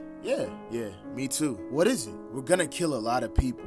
Millions. What? My granddaddy believes it's the only way to save the world. And do you believe that shit? With your cousin, Superman, there were times where I felt we'd gone too far. But I knew we were doing what's best for the world. We were working for peace. But now, I'm worried I'm like that soldier. I feel like I'm following orders. Do you always do what you're told? Kara, I'm not a good person. Nonsense. You don't know me. You don't know. Your grandfather wants to kill millions. Your father is Batman, the most evil person in the world. And your mom's an assassin? Damien, your family sounds like pure evil. But I've known you less than a day, and I already seen you willing to sacrifice your life for a stranger. You don't have to go back to them. Black Adam pulls up on them. She's right. What? Stay here. Help Kara. You're an expert in stealth and deception. We could use your skills for what we're about to attempt. What's that? We're gonna sneak in at Themyscira. We're going to free Wonder Woman. And we see Wonder Woman looking down bad in chains. We see Wildcat being rushed to the hospital after receiving them 2 shots from evil Batman. Ted, hold on. Black Lightning is finally returning home with his 2 daughters. Harley, her daughter, and Adam are watching the news. And we see Batman, Batgirl, Plastic Man, Blue Beetle, Plastic Man's son, and Alfred doing the same thing. The US government has been wiped out, all killed in a single shocking attack, done by the superhero known as Aqualad. Ra's al Ghul has claimed responsibility for the attack, but it's not yet known if Aqualad was working for the eco-terrorists or if Atlantis had a role in this. Blue Beetle asks Batman, Is there anything I can do? Go home. I didn't mean to. It doesn't matter. Go home, Jaime, and do not use your powers again. I'm sorry. What good is that? And Blue Beetle walks out the Batcave sad as shit. What the hell was that about? The world is imploding. I don't have time for a liability. So Plastic Man walks out to go talk to Blue Beetle. Kid, it's not your fault. It was an accident. I mean, sure, as accidents go, it's one of the worst in history. Well, yeah, you contributed to a mass extinction event. I'm not gonna sugarcoat it, but I was there. I saw it. It's not your fault. Okay, I'm gonna go home now. One last thing, Batman is, well, he can be an asshole. There's no point in trying to win his approval. Believe me, we all have tried. And Blue Beetle flies off. We see Black Lightning putting his daughters to sleep. But then out of nowhere, there's a knock on the door. So he balls up his fist and gets that lightning ready for whoever wants to smoke. But it's not somebody trying to harm him. It's Agent Baines. And he's here to pick up Senator Pierce. We need you. Come with us, sir. Agent, my daughters have been through a lot these last few days. If this could just wait until tomorrow. But then he looks outside and sees the Secret Service. Them boys got a helicopter ready and they can't wait any longer, so he tells his daughters to get ready. At the same time, we see that Blue Beetle has finally arrived back home. Mom? Dad? But somebody in the shadows shouts, they're not here. So he charges up 2 cannons. Whoa, I just meant your parents are out. It's Booster Gold chilling on the couch. But in hindsight, just saying that in the darkness probably sounded a little bit super villainy. Booster Gold? Yeah. Why are you on my couch? I was tired. Jaime sits down on the couch and Booster Gold asks him, what's going on with you, kid? I did something terrible. Yeah? I know that feeling. I know it's been a while for you since he died, but I held his hand 5 hours ago. What happened to your hand? Huh? Oh, never drink and time travel, kid. That's how you end up punching a triceratops. So, Teddy asked me to train you. Really? Yeah, but Batman says I can't use my powers. Well, now I'm gonna train you extra hard just to spite him. First bit of advice in training, ignore Batman. That much self-righteous bravado has to be compensating for something. And the next bit of training can wait until I had 8 hours of sleep, a shower, and some bacon. I don't care what order that happens in, or even if it happens simultaneously. But it's happening. We then see Jefferson in the White House, and he's being sworn in as he's now the President of the United States. Because every other politician died in that flood, he's the senator, so he was next in line. While Booster Gold is looking through the fridge, Jaime asks him, if you could travel back in time, why didn't you save Ted? I tried, but there are people that protect the time stream, very serious people. People who never smiled. They kept stopping me. See, there are things that can change, things that don't matter to the time stream. But there are things that absolutely have to happen. So Ted had to die? I guess. Why? The flying robot Skeets chimes in. Because you no doubt needed to come together. Skeets, it's good to see you. And you, sir. What do you mean we had to come together? Why? Isn't it obvious? The time stream demanded it. Meaning the fate of the world depends on the two of you. Booster Gold's like, oh crud. We see Bruce Wayne in the Capitol and they want him to answer for his crimes. Before we begin, do you have a statement you would like to read? No. After that event, we see him in a room with Alfred on the bed recovering. I made tea and crumpets. I can decipher the mind of the Riddler, but I'm not good with this cooking shit. Alfred, I'm going out. And he flies out in the Batjet. While he's out, he's thinking about everything the US government was saying to him earlier that day. We want to know what happened. What went wrong and how did it go so wrong? How did the terrorist known as Jackson Hyde end up in the position where he could assassinate our government? You met in private with the President Boone and President-elect Dalkin. What did y'all discuss? Changing the world. And what was the response? There wasn't one. We were interrupted by Ra's al Ghul's attacks. Did you know these attacks were coming? No. Did the President-elect seem open to your suggestion of changing the world? As I said earlier, we were interrupted. You must admit, from what I know, the two of your values hardly aligned. We hope to find common ground. I mention this because Jefferson Pierce was in the room as well, wasn't he? He was. And he was the highest ranking member of Congress. And now he's President Pierce. Yes. So I would assume he would be far more amenable to your changing the world agenda. She's basically trying to accuse him of being behind the government assassination to get Jefferson the spot as president. So he looks at her and tells her, I don't like where this is going. Mr. Wayne, that glare might work on some of the criminally insane inmates of Arkham you could never seem to keep locked away, but it's far from appreciated in this chamber. While he's thinking about that conversation with the government, in real time he's trying to stop an armored truck. They're in the middle of a heist and he's trying to stop it. You said you were attacking Ra's al Ghul's hideout when the inauguration was happening. Yes. Why did you not notify the government? We felt it was better to act quickly and quietly. And did you apprehend Ra's al Ghul? No. Acting as you say quickly and quietly, did you put a stop to his terrorist operation? No. Mr. Wayne, did you threaten the president-elect in your private meeting? No.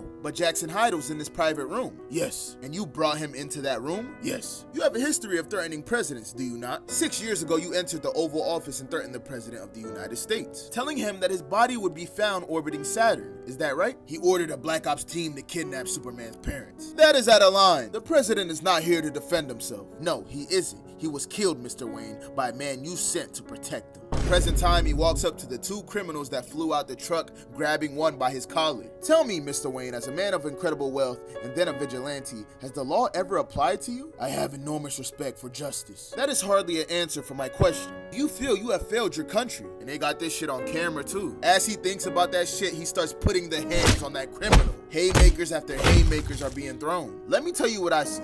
I see another man who put on a costume and decided to act for all of us rather than with us. Another man who believes he's more right to decide our future than we do. Another man that has made shit worse. And another man of means who completely failed to protect us. Superman had noble intentions too. He was also trying to protect us. The only difference between you and Superman that I can see, Mr. Wayne, was that Superman was a far more competent dictator.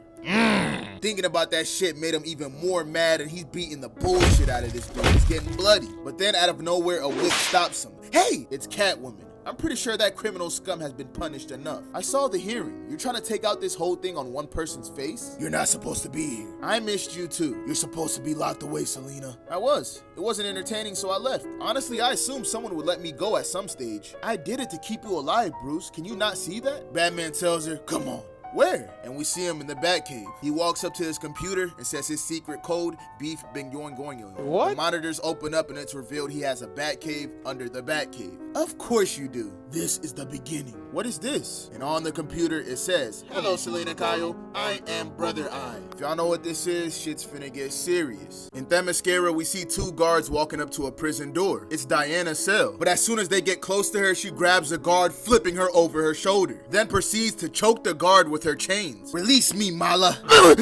Release me! I can't do that. I don't have the key, but even if I did, I wouldn't do it. And she proceeds to smack the shit out of Wonder Woman with her spear. You lied to us, led us to an unjust war. You are no sister of ours. And you not getting no food tomorrow. When they leave, Ares arrives in her cell. I'm not gonna lie, I like seeing you in dirt, Diana. But our interests are about to align. We have a lot in common. No, we don't. Both creatures of war. Both imprisoned by our parents. Those chains were forged by Zeus to hold me. Now they hold you. He lets her know that a weapon is being created. A weapon that will end all wars. If this weapon is unleashed, there'll be nothing left to fight for. You must be ready. You want me to fight against it? No, you cannot stop this, Diana. Accept this now. What the hell do you want me to do if I can't beat this? I want you to remember who you were and train the only one that can. We see Kara on a boat and she's examining all the Amazon warriors she might have to fight on her phone. Themyscira's greatest general? Yeah, I'm avoiding the girl with the dreads. Damian lets her know that none of them are on her power level, but they are skilled and can take her down. They also got some magical weapons on their side, and that's one of her weaknesses. They continue chatting, trying to prep themselves for what they're about to do. Then Black Adam picks up the boat, and Damian hops off that shit. And he throws that shit far away with Kara still on it, and it crashes into the ocean. This is all part of their plan to make Kara look like a world-traveling sailor that had a shipwreck. Two Amazon warriors pull up on her. You there! Don't move! I don't think she's going anywhere, Philippus. Is she alive? I can feel her heart beating. It beats strong and fast. She's not dead. She's scared. Put your weapon down. She needs our help. Child, it's okay. My name is Nubia. Damian tells Adam, I think we have a problem. And we see that the new Wonder Woman is helping Kara. She got the locks and everything. She bad as shit. And we see that Damian has lost his signal to Kara. But he also tells Adam, what if they tell her the truth? What truth? You don't gotta play dumb with me, bro. It's not as straightforward as she believes. If Kara is told what Wonder Woman has done, Wonder Woman has fought for order. I know, but do you think Kara would approve of her methods? No, she wouldn't understand. She's innocent. Damian, were you ever innocent and with a devious ass face? No. In Themyscira, they're trying to figure out what they should do with Kara. They decide to use the lasso of truth on Kara. Wake up. And they start asking her mad questions. Why are you here? The truth, the lasso compels you. I'm here. Speak. I'm here to free Wonder Woman. Bruh. The cat's out the bag. I'm gonna keep this girl right here. Go inform the queen. Then she tells Kara, tell me who you are. My name is Kara. Boom! Her friend backdoors her, hitting her in the back of the head, knocking her ass out. What? I thought she was your friend. I have known this girl for many years. We are more than friends. We have been lovers. We have been rivals. And we have fought side by side. It's not the first time I knocked her out unconscious, and it won't be the last. You are still bound to tell the truth. Can you get our princess off the island? Can you hide her? Yes, and have the powers and the means to do so. Then get dressed. And she puts Kara in Amazon uniform, and she takes her to a dungeon downstairs. To meet all the Amazon warriors still loyal to Diana. They not trying to see her in a cell no more. They screaming free Diana. Speaking of Diana, she is visited by her mom. What do you want, mother? What I always want. To see if I learn the errors of my ways. I don't know what you expected me to learn while being chained and imprisoned by my sister and my mother, but it's certainly not the lesson you were hoping for. You were meant to bring peace to the world, and I did. A world afraid to step out of line is not peace. You're pathetic. You're a warrior that refuses to fight. You're a coward, mother. That's hard to argue against. And we see the Amazon girls that are Team Diana ready to free her. Anatope, what are you doing? What we should have done. we're releasing your daughter. She looks at Kara like, who are you? This is treason. Men have reigned for too long, destroying everything. If you won't fight, we need someone who will. Our role is to protect, not rule, and I'm not afraid to fight. Boom! And she cracks the Amazon warrior in the jaw. She hit her with a good ass hit and start running away. Boom! They crack her in the back, but she already did what she had to do. The new Wonder Woman pulled up, released the queen. Why don't you come and get her? Wonder Woman like, say less, and she pulls up with the whole gang. It's an all-out battle. Kara, take my sword. Nah, I don't want a sword. What's our strategy here? Because we're no closer to freeing Diana. I can't see this going our way. Fall back! And we see them get surrounded. The new Wonder Woman tells them to surrender. You have known me all my life, Nubia. When have you known me to surrender? You are a great warrior. You are quick. You are strong. But you are not my equal. I love you, but I will crush you. Stand down. No. Very well. And she goes in for an attack. But Kara catches that shit with her bare hands. How? Boom! Then gets hit with a gut punch crashing into the wall. They're like, damn, okay, Philippus, go with Kara and go get Diana. We'll hold the entrance. We need the key to her chains. Who has the key? You just punched her through a wall. Kara tries to grab the chains, but Diana tells her that shit's not gonna work. It's no use. They can't be broken. They were forged by Zeus himself. Kara breaks the chains like they're made out of pretzels. How the hell did you do that shit? This was made to hold gods. It's lucky I'm not a god. I know. Ares told me you were coming. Nubia comes out of nowhere, hitting Kara with a hit stick. You caught me by surprise. You won't catch me off guard again. Boom in the jaw. Boom in the gut. Boom in the face again. But somebody catches her hand. Sister, that armor does not belong to you. You have been in those chains for too long, Diana. You are weak, perhaps, but together we're strong. We finna jump your shit. And all three of them start beating her ass. They not doing no fair fights. After that, they run outside telling everybody to retreat. And Diana takes her Wonder Woman costume back. Boom! She punches through the wall and runs out of there with the whole gang. They're on the beach right now and they're running for their lives. But right on shore, they see a big ass ship. Get on that ship! But the people chasing after them are on their ass. They're running out of time. They can't really set up shit on the boat. Knowing that, Kara gets in front of the boat telling them, don't worry, we don't need sails, and she grabs the boat with everybody on it and flies away,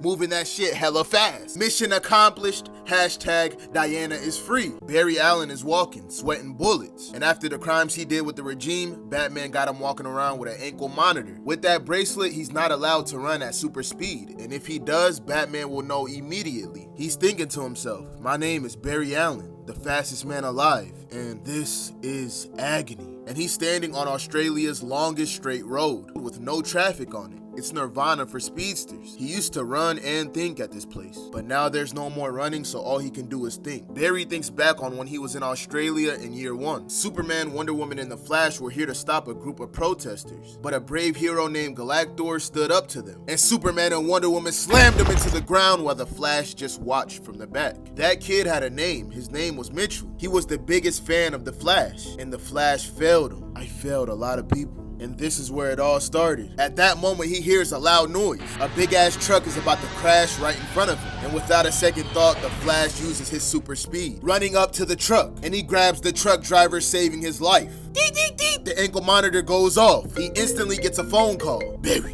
what the hell are you doing? Not much, Bruce. What are you up to? I'm watching you. Like all the time? Because that's a little bit creepy. We had an agreement. You expect me to stand and watch somebody die? Bruce shuts up like, damn, he got me. Stay out of trouble, Barry. I don't want to have to punish you. Then we see Barry at somebody's house knocking on their door. Laura Davies, can I help you? Is your son here? He's always in. I want him to go out more and get some sunshine, but... And that's when we see that her son is Galactor, aka Mitchell. Barry thought he was dead this whole time because that's what Iris told him back in like year 5. Barry tells the mom, I looked into a situation. They said there's a chance Mitchell could walk again. With a lot of work, with a lot of rehab. It's not that simple. I didn't assume. The problem is, he doesn't want to. Those bitch-ass heroes broke more than his spine that day. Mitchell looks at Barry. Who the hell are you? My name is Barry Allen. I was the Flash. Why are you here? I want to talk about Galactor. Galactor was stupid. No, you weren't. You were a hero, Mitchell, and I wanted to say I'm sorry. Sorry I wasn't as brave as you. I'm sorry I ran. I'm sorry I took so long to come back. I've been studying and I would like to help you if you let me. Don't you have things to do? No, I'm not in any hurry. And we see Mitchell learning to walk again, and Barry stays with him, helping the boy that he once failed. Meanwhile, we see Harley Quinn go to her sister's house with Lucy. Lucy? Mom! Harleen, why didn't you call me? Why didn't you tell me she was okay? Well, I lost my phone when I was shot off my motorcycle. Then I had a bomb put in my head. Then I had to work with a shady government and a group of villains just before getting kidnapped and taken to a giant dome in the Amazon rainforest where I was forced to work for a genocidal eco-terrorist. We fought ninjas! What? Then Harley gets ready to leave and she tells her daughter that she's gonna keep visiting her. I'm not giving you up again, and they hug each other. She returns to her apartment in the Bronx and Poison Ivy is already in there. Red?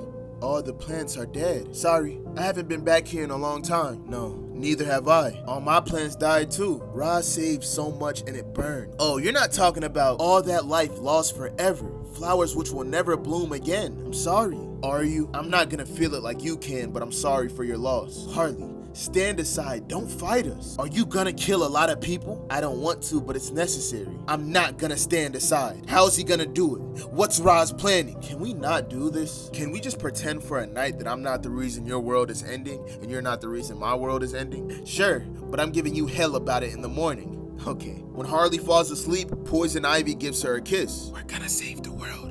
I'm sorry. Goodbye, Harley. We then see Harley wake up, arched up for some reason, and she sees a whole lot of flowers in the room. Oh, in Arizona, we see a couple having a little cookout. Hey, honey, what's? Seriously, look up in the sky. It's, oh God, it's coming this way. Run, run! And he pushes his girl out the way. Boom, he gets slammed by a Mazo who is now activated. Bro got squished like a gusher. Amazo jumps back up in the sky and his eyes light up red and he hits that whole area with heat vision. Amazo's here to release carnage and destroy this town. We see a young boy waking up in his bed with his cat and there's a loud noise outside and it's red and hot. His mom and dad run into the room to grab him. Toby, get to the car. Wait. He's trying to grab his cat. Leave the cat. Leave the damn cat. Boom. Amazo shows up in the room. The cat runs up on Amazo. But Amazo's not killing animals, and he murders the kid and his parents, turning them into skeletons. Then he flies off like nothing happened. He killed every single person in that town. The cat looks at his family, now skeleton. In Batman's room, a computer turns on. It's Brother Eye. Brother. What the hell? It's Brother Eye. You sent me to monitor for large groupings of death. Of course you did. That's a perfectly normal thing to do. What happened? I don't know what happened. My coverage is still limited. I orbited over Arizona, and all the residents of Williams, the remote town, are dead. No disasters have been reported. No gas, no radiation. So Bruce gets ready to go to Arizona. While Bruce goes to investigate, Selena lets him know that she's gonna stay and watch over Alfred. I'll hold down the fort. You go. Batgirl. Plastic Man. Luke, have you ever been to Arizona? O'Brien, leave him at home. You don't want your son to see this. Skeletons are scattered throughout the town. Plastic Man and Batgirl teleport in and Batgirl is shook. What could have done this? That's what we're here to find out. And Plastic Man starts searching for survivors. Found something, and he comes out the building with a puppy. And in the distance, Batman sees a bear. Only the people were killed. The environment, the animals, and everything else are still intact. This was Roz, perhaps. But what could do this? It has to be a metahuman. But there's nothing here. No sign of DNA on any of the dead. Even Superman leaves behind something. And why here? Why this town? Y'all peep Batman with the Dragon Ball Z Scouter? We then see Roz walking with Evil Batman and Solovar. Evil Batman is also wondering why they chose this town. Amazo had to be tested. We catch back up with Batman and they're taking the puppy. They're about to bounce. I seen enough. We need to call everyone together. Meow. They find the cat that watched their family die. Plastic Man tries to pick it up, but it doesn't want to be bothered. Batman tells Plas they gotta go, so they fly off, leaving the cat behind. And at that moment, we see a red glow, and it's a red lantern ring. Next star of Earth, you have so much rage in you.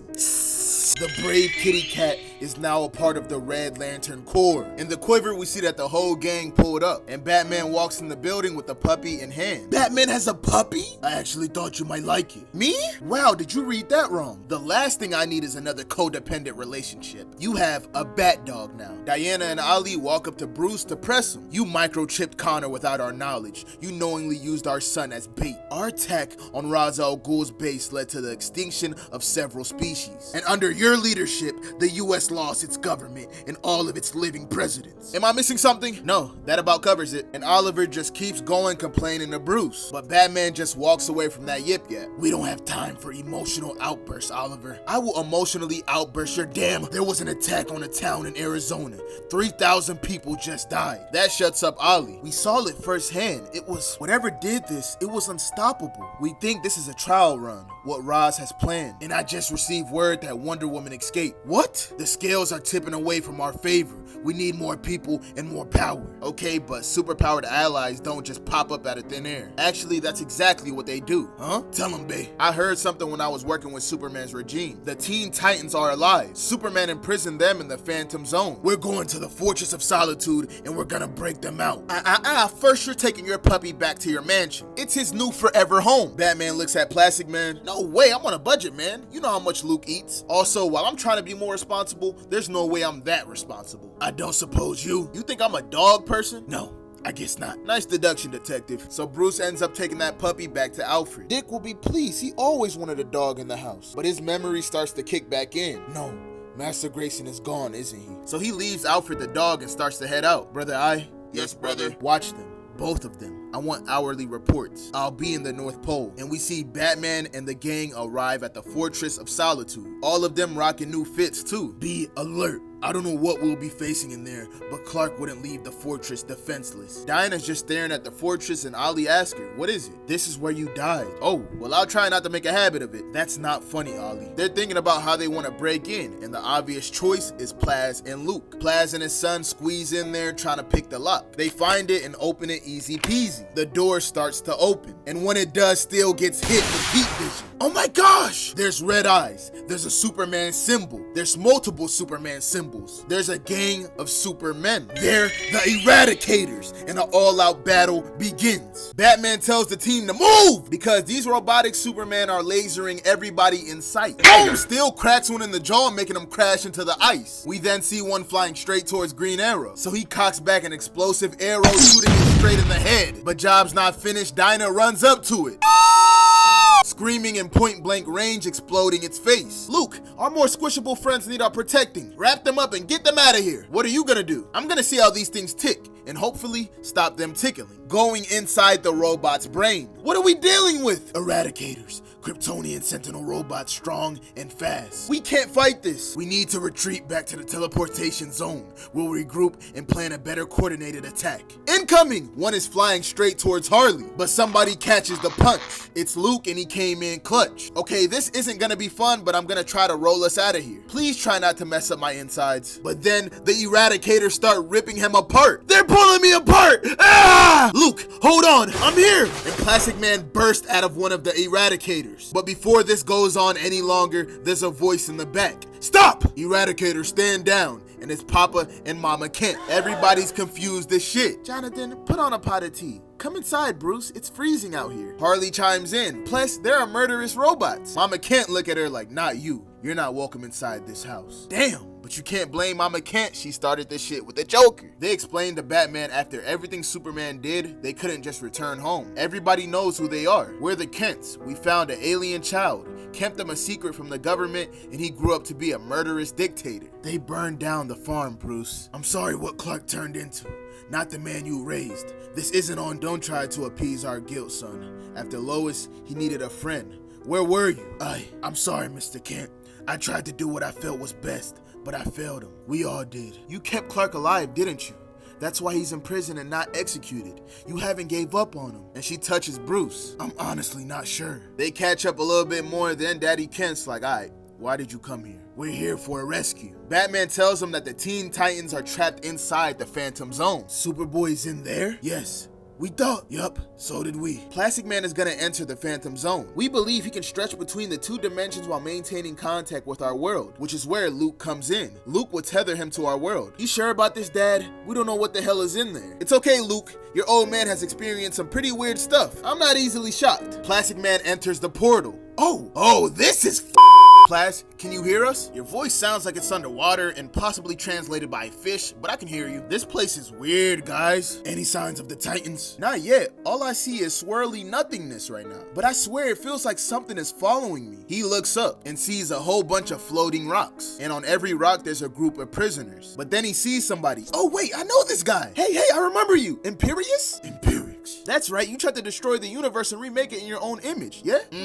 Guess that ain't work out too well. But anyways, I'm looking for a group of kids about yay big. Wait a minute, I'm a shapeshifter. Have you seen a guy that looks like this? 7 floating wastelands down, then 5 over. If you hit the void that feels like it reflects the darkest parts of your essence, you've gone too far. Thank you. And he ends up finding Tim Drake, Superboy, Starfire, and Cassie. Damn, Starfire bad as shit. Hello, Titans. How? It's a very long story with twists and turns, betrayal and love, dead sentient squirrels, talking chimps, and zombie butlers. What I'm basically saying is it's a bit too epic to convey in the middle of an interdimensional rescue. Now, this is going to sound weird, but follow my arm. But Superboy tells him that he can't leave. I'm not understanding. What's up? Superman and Superboy fought. Superman hurt him. If I leave here, I die. Oh man, I'm sorry. Connor, we'll find a way. We'll come back for you. Don't, Tim. Don't come back here. Don't risk being stuck here for eternity. Don't be ridiculous. Once we get out, we're doing everything we can to save you. Yeah, you can act as noble as you want, but I'm sorry to say there's absolutely no way we're respecting your wishes here. Titans together, and they have a group hug. Cassie and Superboy hold hands. I could stay. I would never ask that of you. Plastic Man is looking at them like the time is ticking. We gotta get the hell up out of here. So Superman and Cassie kiss, and the mission is successful. Plastic Man has saved the Titans. Guys, I think I'm stuck on something here. Where's Superboy? Mr. Kent, he can't leave. Superman punctured his heart, and Mama and Daddy Kent look sad as hell. The Phantom Zone is the only thing keeping him alive. But Plastic Man tells him again, seriously guys, I think I'm snagged on something. Something's up with Plas. But Batman and Tim finally have their reunion. Tim, Batman, I knew you'd come for us. It's true, he said it all the time. I'm sorry it took so long. We didn't even know you were in there. Barbara? How long have we been in there? 6 years. The world has changed. It's not the place you left behind. Can the world still use a Batman and Robin? I think that's exactly what's needed. And Bruce and Tim have a powerful dap-up. Batman and Robin are back! But then Tim's eyes go wide. Heat vision goes straight through Tim's chest. Batman steps back. Tim! Bruce! Tim Drake is dead. Bro was only back for 20 seconds. And at that moment, we see the person that was holding Plastic Man back. General Zod. He's choking Plastic Man with the reddest eyes possible. Nobody saw this coming. Batman runs to hold Tim in his arms. And while he does that, Starfire and Cassie truck Zod into a wall. You! But then he instantly hits Starfire with heat vision.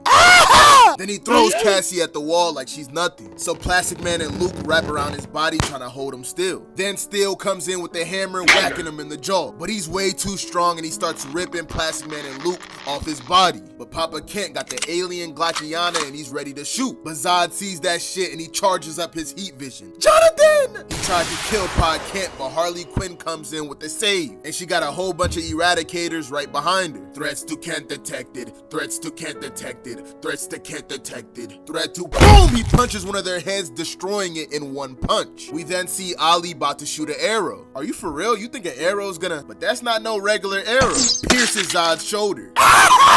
Green Arrow hit him with a green arrow, aka kryptonite. That's it. Keep giving me an easy target. You wouldn't be the first Kryptonian I put down. And I got plenty more kryptonite arrows where that came from. And Zod turns around and flies out the Fortress of Solitude. Whew, well that was lucky. I actually had no more kryptonite arrows in the stash. We then see Batman with the most serious face of all time holding Tim's dead body. Give him here, son. I'm sorry. I always liked that Robin the best. He smiled, his jokes were good. You seemed better around him. He walks out the fortress with determination on his face. Brother Eye, prepare Box X in the cave.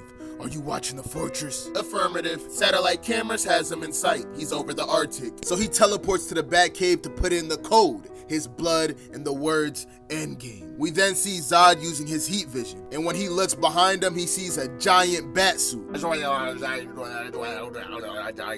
was Kryptonian, but to translate it, Batman said, Zod, I sentence you to eternity in the Phantom Zone. But Zod not going back and he flies towards Batman, tackling him into the ground. You think a suit of armor can keep me out? I will cook you inside. But green fart gas emits from the suit.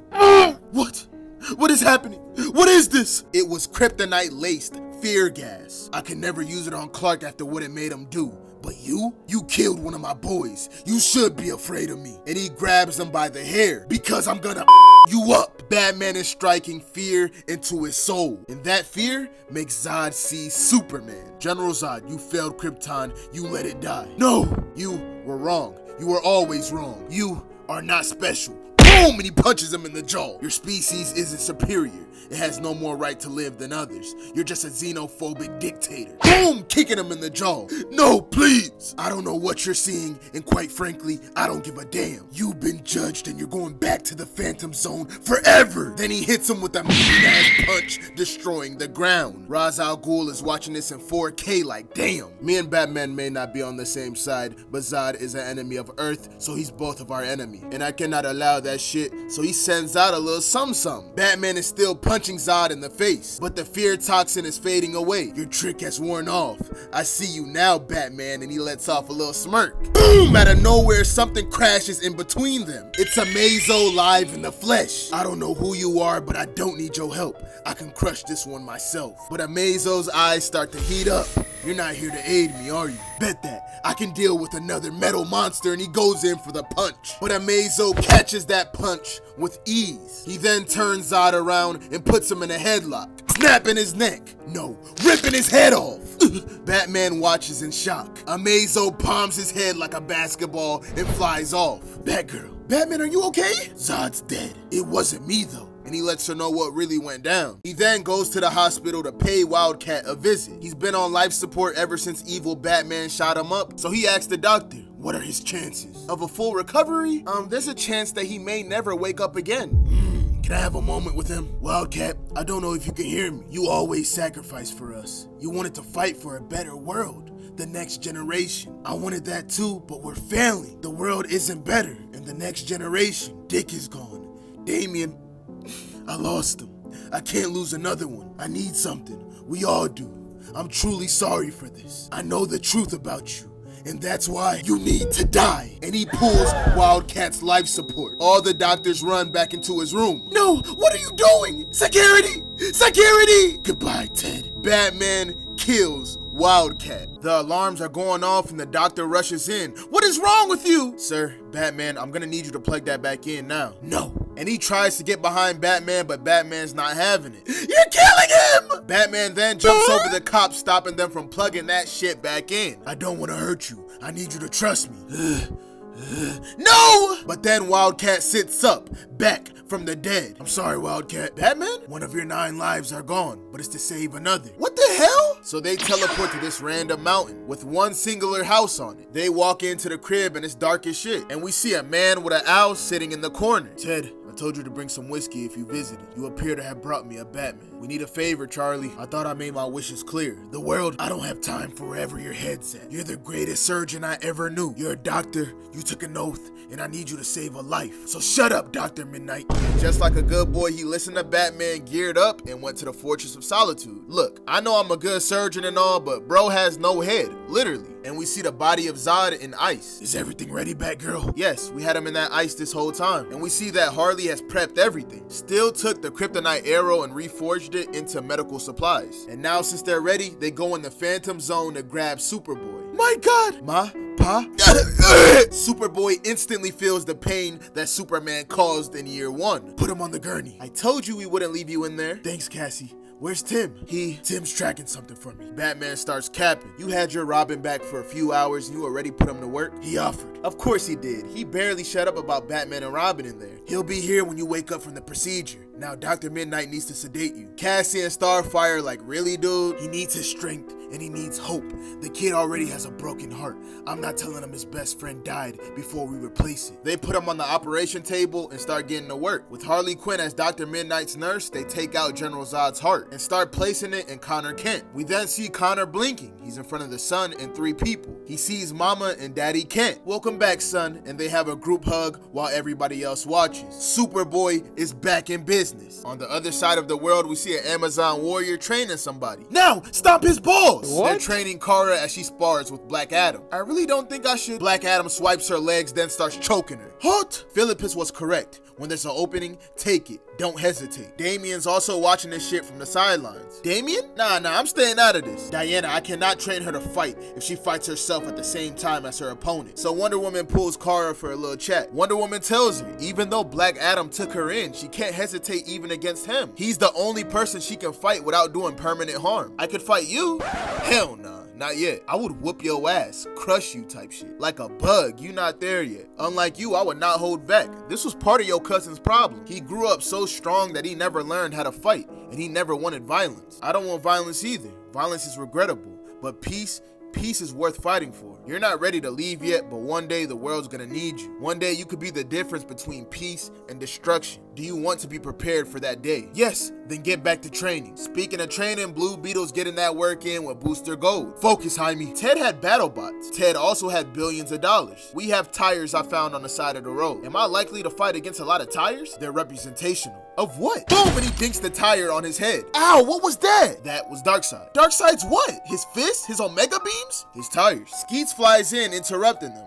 Sirs, sorry to interrupt, but there's a visitor in your trailer. In Booster's dirty trailer, we see the lawyer of Ted Kord, and he has a video message left by Kord. We see a hologram of Ted. I thought a lot about this. I don't have a partner, no family. Screw it. I'm leaving everything to you. Kord Industries is yours, Michael. What? The hologram then has a camera flash. If Skeets followed my instructions, a photo was taken at that exact moment, and that photo will be sent to every superhero we know. You bastard. The hologram then starts talking about Jaime. There's this kid, he's special. You can see it. He's actually gonna be the hero we pretended we'll be someday. Look after him, yeah? I realize this is big, and I'm always trolling saying you're useless, but I never actually thought that. I trust you to step up. Love you, man.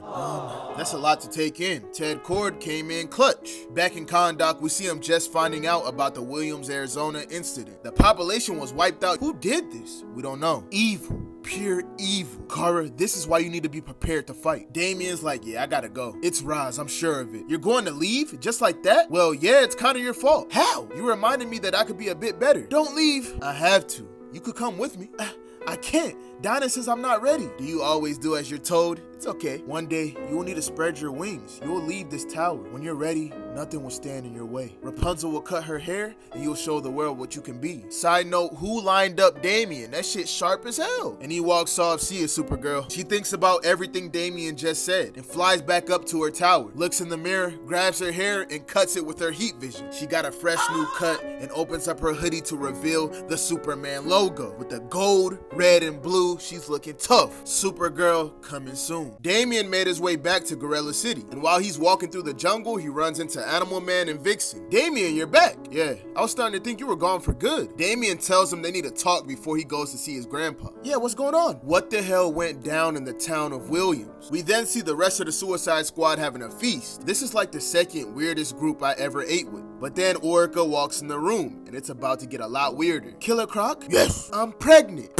Killer Croc was going crazy in that. And after dropping the news, she just walks away. Everybody looks at Killer Croc like, I didn't even know y'all two were. Yes. Killer Croc gets up, he's like, I should go. Hey, wait, I have so many questions. A crocodile killer whale human hybrid baby? What the hell? Boy or girl? Freshwater or saltwater? Gills or? Deadshot is getting a little bit too curious though. And Killer Croc smashes his head into the wall, knocking him out cold. Back outside, Damien is showing them 4K footage of the dead people in Williams. This was a small town in Arizona. I never heard of it. So y'all don't know what he's done? No, I have no idea what you talking about. Who did this? We did. I think this is what my Gramps wants to release on the world. But why that town though? I'm guessing there wasn't a reason. He just wanted to test that shit out. Buddy, these people did nothing wrong. Roz is gonna eliminate a lot of the world. We followed him because of the greater good, but this is not what we signed up for. I'm not finna be a part of this. There's definitely a better way to save the world. We need to talk to Roz. So all three of them go to confront him. Salvatore is sitting on the throne. Roz is sitting on the smaller throne, so he's probably the hand of the king, and Grodd is like the soldier, you know, Kingsguard type shit. Yo, Grandpa, Damien, you have returned. I take it Black Adam has not joined our cause. Nope, that's disappointing. Kahndaq will be dealt with. Dealt with? like this, and he shows them the 4K footage. This was us, right? Do you lack the stomach of what needs to be done, human? I think we should talk about— Oh, enough of this! Solovar, why do you allow this human to sit beside gorillas? Why do you allow this filth anywhere near the chamber? Hey man, calm down! And he smacks the shit out of Animal Man. I am no man! Knocking him out cold. Grodd is crashing out, so Solovar tells the guards to take him to a cell. You side with humans over your own kind? The weakness you have shown, the lack of leadership. Did you honestly believe my soldiers would still be loyal to you? Anastasia whispers in his ear, this can't be good. Call our allies. Solovar gets up mad as shit. You dare! For the sake of our people, our planet, I must. He throws a spear at Solovar, piercing him in the shoulder. Aha! Stand down, General. Your rule must end. Traitors to your freedom, to your king. And he activates his mind control. Stop breathing. Everybody collapses. You want to challenge me? Do it, Grodd. Show me your revolution. So Gorilla Grodd calls up his gang. It's time for a civil war. Team Grodd versus Team Solovar ready to fight. And while they duke it out, Roz and his gang like, yeah, we getting the hell up out of here. But then they're stopped by 4 gorillas. There's no protection, mere humans. There's only... But then vines start wrapping around them and starts choking their ass. Crack! Poison Ivy made light work of them. This way. But then another big-ass gorilla jumps down. Anastasia puts a bullet in his noggin. Roz tells everybody, no, we cannot run. We worked way too hard here. We can't leave behind our weapon, and we cannot leave Grodd as an enemy. He's too powerful. For our plan to succeed, we need Solovar, and we need him to be king of Gorilla City. Alright, so what the hell do we do? I planned for this since I stepped foot in this place, but we gonna need a Mazo. So the whole gang is posted outside the cave that has a Mazo, and they start lighting the guards up, and Raj just starts walking through, but a gorilla tries to stab Orca in the back. Roar! But Killer Croc ain't finna let that happen to his baby mama. You don't touch her, you monkey b****. And bites his head off. Did you really munch on a sentient gorilla for me? I would eat 1,000 sentient gorillas for you. That's the nicest thing anyone's ever said to me. And they start kissing on that freaky type timing. Ew, that's so messed up. As Roz walks up to the door, one gorilla's like, no, I will not let you in. But Man Bat flies in, taking that gorilla away. Roz gets down there and turns on a Mazo. We see the gorilla still fighting, but then they get incinerated with heat vision. And a Mazo flies over Grodd. Metal man with no mind? A Mazo flies up to Grodd, takes off his helmet, and tells him, I have a mind. Then plugs a new helmet on his head with a big ass needle. It's quiet. I can't feel my mind. You will never feel anything again, Grodd. No, don't kill him. That's it, Solovar. Listen to your master. Do his bidding, king. Kill him, Solovar, and you will make him a martyr. I have removed his power. His threat is gone. You wanted to be king, Grodd. Now you wear a crown. Did you know about this device, Solovar? Did the humans make another one to neuter you? Ha! You're weak. You are no king. You are a pet for humans. Dance, monkey. Your followers are exiled, Grodd, and you will never return to Gorilla City. You will not be able to die in the forest of your ancestors. These trees will forget the name Grodd. Gorilla City is not weak. We are not weak. And we see all the Grodd followers kicked out the city. Solovar sits on that throne and declares this will be their first mission, their first attack. Today, the first human city will die. And we see a Mazo flying away, ready to get the job done. Boom! We see Black Adam getting punched in his jaw, then with a mean uppercut. Yes, Kara finally got them hands now. Sorry, Black Adam, are you okay? Only my pride is injured, Kara. Wait. Damn, my face is also injured too. But Wonder Woman doesn't like her helping him up. Let go of him. Diana, what are you? Boom! And she punches Kara, making her fly away. But Kara ate that shit. I think I'm ready to fight you. Alright, let's find out. But before they can squabble, one of Black Adam's servants stops them. She lets them know they got a call from Damian. Diana, Roz unleashed his weapon, an android, and it's gonna destroy a city, kill millions of people. I'm gonna do what I can here, but we need you, Kara, and Black Adam. Y'all probably the only people that can stop him. Kara hears this and she's ready to join the fight. But Wonder Woman's like, no, you cannot be seen, Kara. Not yet. I'm sorry. There's no telling what Batman would do to you. And they leave her behind, she's looking sad as hell. We then see a place called Delhi. It's one of the most heavily populated and most polluted places on Earth. The perfect place for Roz's plan because they have over 19 million people. We see a kid look up in the sky, Papa? And it's a Mazo flying over their city. And his eyes light up red. And a Mazo starts blasting the streets. Boom! causing a huge explosion. His heat vision is destroying everything. Damian continues explaining to Wonder Woman what she's about to face. It's called Amazo. I don't know how he was created, but he's strong enough to take down the Justice League in their prime. And this is just the beginning, the first city of many. If Amazo isn't stopped today, humanity will be changed forever. Billions will die. In the Batcave, Brother Eye lets Batman know what's going on right now. An attack has begun. Ra's al Ghul's android. Show me. After seeing what's going on, Batman pets his dog and suits up immediately. Open up the emergency channel. And he lets everybody know the situation that's going on right now. Batgirl, Ollie, Dinah, Steel, Harley Quinn, even Cassie and the recently healed Superboy. They need us. The android that's hit a city, it's bad. You talking about the android that tore off Zod's head? Zod was weak. He wasn't at full strength. He just got out the Phantom Zone. I just had a heart replacement, Cassie. I'm barely at full strength. So you just gonna sit here? Of course not. Papa Kent shows up. You finna head out? Are you gonna stop me? Son, we just got you back. I don't want to lose you again, but I would never stand in the way of you helping people. You stayed with me and Martha for a time, and I don't care that you're half Kryptonian. You're part Kent. Kents don't hide when we can make a difference. Kents don't stand by when others are getting hurt. But you can't save the world dressed in bandages. We got a present for you. And they give him the OG Superman costume. Perfect. While he puts it on, Mama Kent tells him that the world needs hope again. It's time the world see that symbol on the right side. And he flies to Delhi. On the battlefield, we see everybody teleport in. In 5 minutes, 23,000 people already died. Green Arrow's looking at all the skulls around him. Damn! And in the sky, we see Superboy, Cassie, Starfire, and Steel flying in. Heavy hitters will take on the target. Everyone else on evac. I can help with the android. No, evac.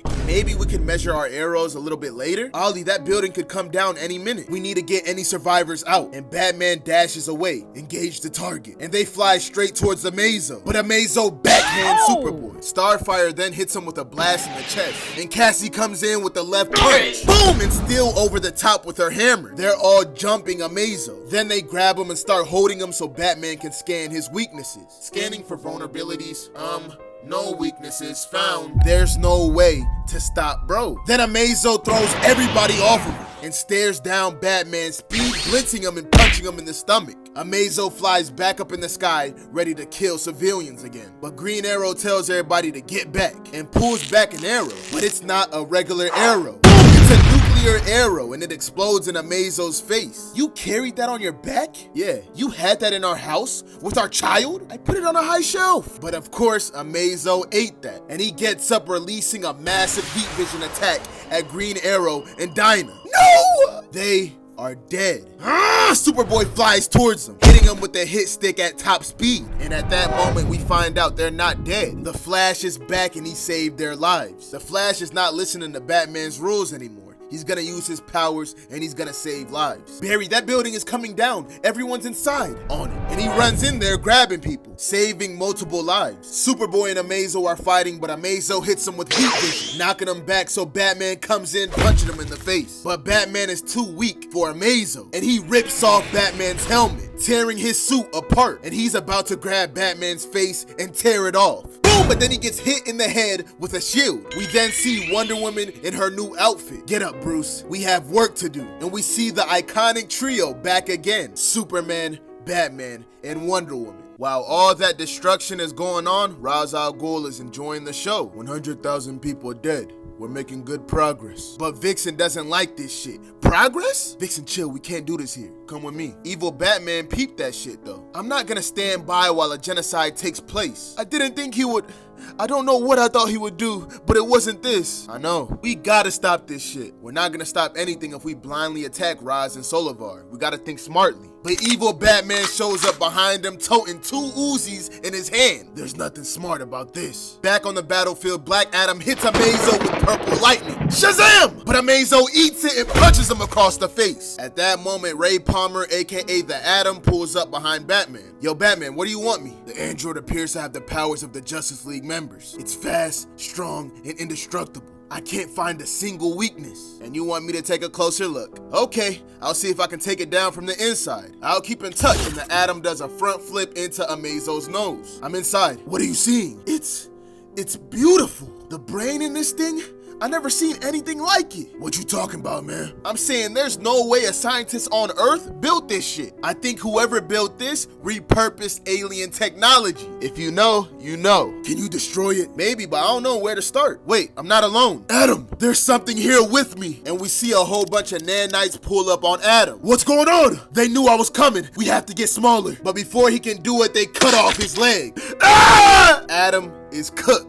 Ray! We then see Vixen use the powers of a lion and Animal Man turn into a gorilla ready to fight against evil Batman. But Damian's like, wait, don't be an idiot. You can't possibly support this. My grandfather is right about the world, but he's doing this wrong. You know that. Innocent people are dying. Is this what you want? No way. I only want the guilty to suffer. Of course, because you're not a dumbass. And you're not Batman. You're not afraid to do what needs to be done. You're so much more than he is. You're so much better than he is. Take off that damn mask. Help us. Jason, help us. Evil Batman is revealed to be Jason Todd. Back on the battlefield, Plastic Man and his son are trying to stop Amazo, and everybody else goes to check on Batman. He's breathing. That's about all he's doing. We have to get him out of here. No, Bruce wouldn't want that. He wouldn't want us to leave because of him. Yeah, when he's conscious again, we would never hear the end of it. Guys, teleport out and go home. You have a kid, and so do you. We're not leaving because there are kids out here too, and because I already let one city die. But I'm not gonna lie, I don't know how to help them. I don't know how to stop this. Back in Gorilla City, Professor Ivo is watching this on his monitors, and he's like, damn! But then he feels the floor rumble, and a weird bug rocky thing comes out the ground. Ah! Shh, Ivo, I need you to be quiet. And behind it, we see Jason, Vixen, and Damian. Turns out that bug thing was Animal Man. They're coming here to take Ivo, but Ivo shook. No, we can't leave. You don't know what you're jeopardizing being here. Your monster is on a rampage wiping out a city. I know, but Roz has my children. He sent pieces of my kids to me. But Jason tells him they're not in danger. Your family is dead. They fought while they were being transported. They were killed. I'm sorry. Now stop your monster. They can't be. There's nothing else. No! Take control of your damn monster. Now! I can't. If I could control him already, Roz would be dead in seconds. All of you would be. But Amazo only follows Roz. There's no way to stop him. There must be something. There were some bugs, some overloading that caused problems early on. Maybe I can slow him down? But even then, there's nothing that can stand up to him. The heroes have fallen. No. Not all heroes have fallen. And Damian calls up Kara. He lets her know the situation and tells her that she's really the only hope right now. So she unzips her jacket. Time to leave the tower. And we see her full Supergirl costume. The Amazon warrior's like, damn, that shit tough. They don't even stop her. They're like, yeah, go help. It's about time. And she flies off ready for her first real mission. On the battlefield, we see Amazo blast through Plastic Man. Ah, dead! Wonder Woman tries to slice him up, but clink! That shit don't work, and he breaks her arm and lasers through Luke. Ah! You haven't won, Machine. There's always hope. Hope? Hey, Booster Gold and Blue Beetle join the fight. Yeah, that's right. I'm talking to you, fuckface. Wonder Woman's like, oh no. Come face Blue and Gold. But Amazo is sick of that Booster Gold shit talk and blasts him back with heat vision. Ah! So Blue Beetle turns his arms into swords and gets ready for battle. Ready to slice Amazo. Whoosh! But out of nowhere, Amazo disappears. Huh? Supergirl came in, taking him all the way up into the sky. Damian, I have Amazo. Push him as fast as you can. Get him away from all civilians. But he doesn't get a reply because she's moving so fast that she just hit space with Amazo, slamming him into the moon. Back on Earth, we see Plastic Man and his son recovering. I'm just gonna lie here. Yeah, sounds good. Green Arrow and Dinah ask Wonder Woman, where'd the android go? Blue Beetle's like, something took it straight up. I can still track it. I'm gonna find it. And he flies up. On the moon, Amazo and Supergirl are having an all-out 1v1. She hits him with heat vision, but he low-key eats it and starts choking Supergirl. Then he puts her in a headlock, ready to snap her neck. Ivo, hurry up and find a weakness. He's typing fast as shit. I'm working on it. But Anastasia walks in the basement. What are you guys doing down here? Roz told us to guard Ivo. No, he didn't. And she pulls out the Glockianas. Step away from whatever you're doing, Ivo. Anastasia, just for a second, let's talk about this. If you don't stop what you're doing, I'm gonna put a bullet in you. My family is gone. I don't have anything else to live for. Ivo doesn't give no damn, and he presses the button that activates Amazo's weaknesses. And Anastasia shoots him in the head, blowing his brains out. And back on the moon, Amazo gets hit with a blue attack. Blue Beetle has pulled up on the scene. Hey, are you okay? Are you looking at me like I'm crazy because I'm trying to talk to you in the vacuum of space? But at that moment, Amazo comes in, hitting him with the left, then a punch barrage. No! But Kara gets back up, catching his hand. Damien tells her, we slowed down Amazo, but he's still strong. I don't know what he's made of, but it's definitely some kind of metal. I'm guessing some type of titanium alloy. That means he can be weakened by extreme heat, so she lasers him in the face. Or extreme cold, so she hits him with an ice blast, freezing his face. Then it's all about force. Pressure, so she pulls back her hands and smashes Amazo's head, ripping it off. His body falls down and Amazo is defeated. Blue Beetle looks up with a smile on his face. Oh man, the world has a freaking Supergirl! Back on Earth, we see Batman telling everybody to stand up. The android could be back any minute. Wonder Woman tells everybody the same thing. Check on the fallen. If they can still fight, get them ready to fight. If they can't, teleport their ass out of here. So they start checking on everybody. Superboy's like, where's Cassie? Wonder Woman is shook. Cassie? Wonder Girl! It's alright, you'll be okay. But Cassie is not rocking with Diana. I don't need your help, Diana. What are you doing here? I feared that you were. Superman imprisoned me in the Phantom Zone. Kal-El? I didn't know, I promise. Harley Quinn finds Booster Gold on the floor after that blast he took. Hey, you okay? Yeah, luckily I was able to cushion the fall with my head. Your costume is tough. Thank you. For real, bro, I love it. It's like you're compensating for so much and you're trying to make yourself feel better. Hey, nah, you even gave yourself a big star in the middle. Good for you. Booster, are you in contact with Blue Beetle? Where is he? On the moon, we see Supergirl and Blue Beetle standing over the dead body of Amazo, and she picks up the device that was his brain. Then out of nowhere, she gets Brainiac flashbacks of him destroying a city. What? Air?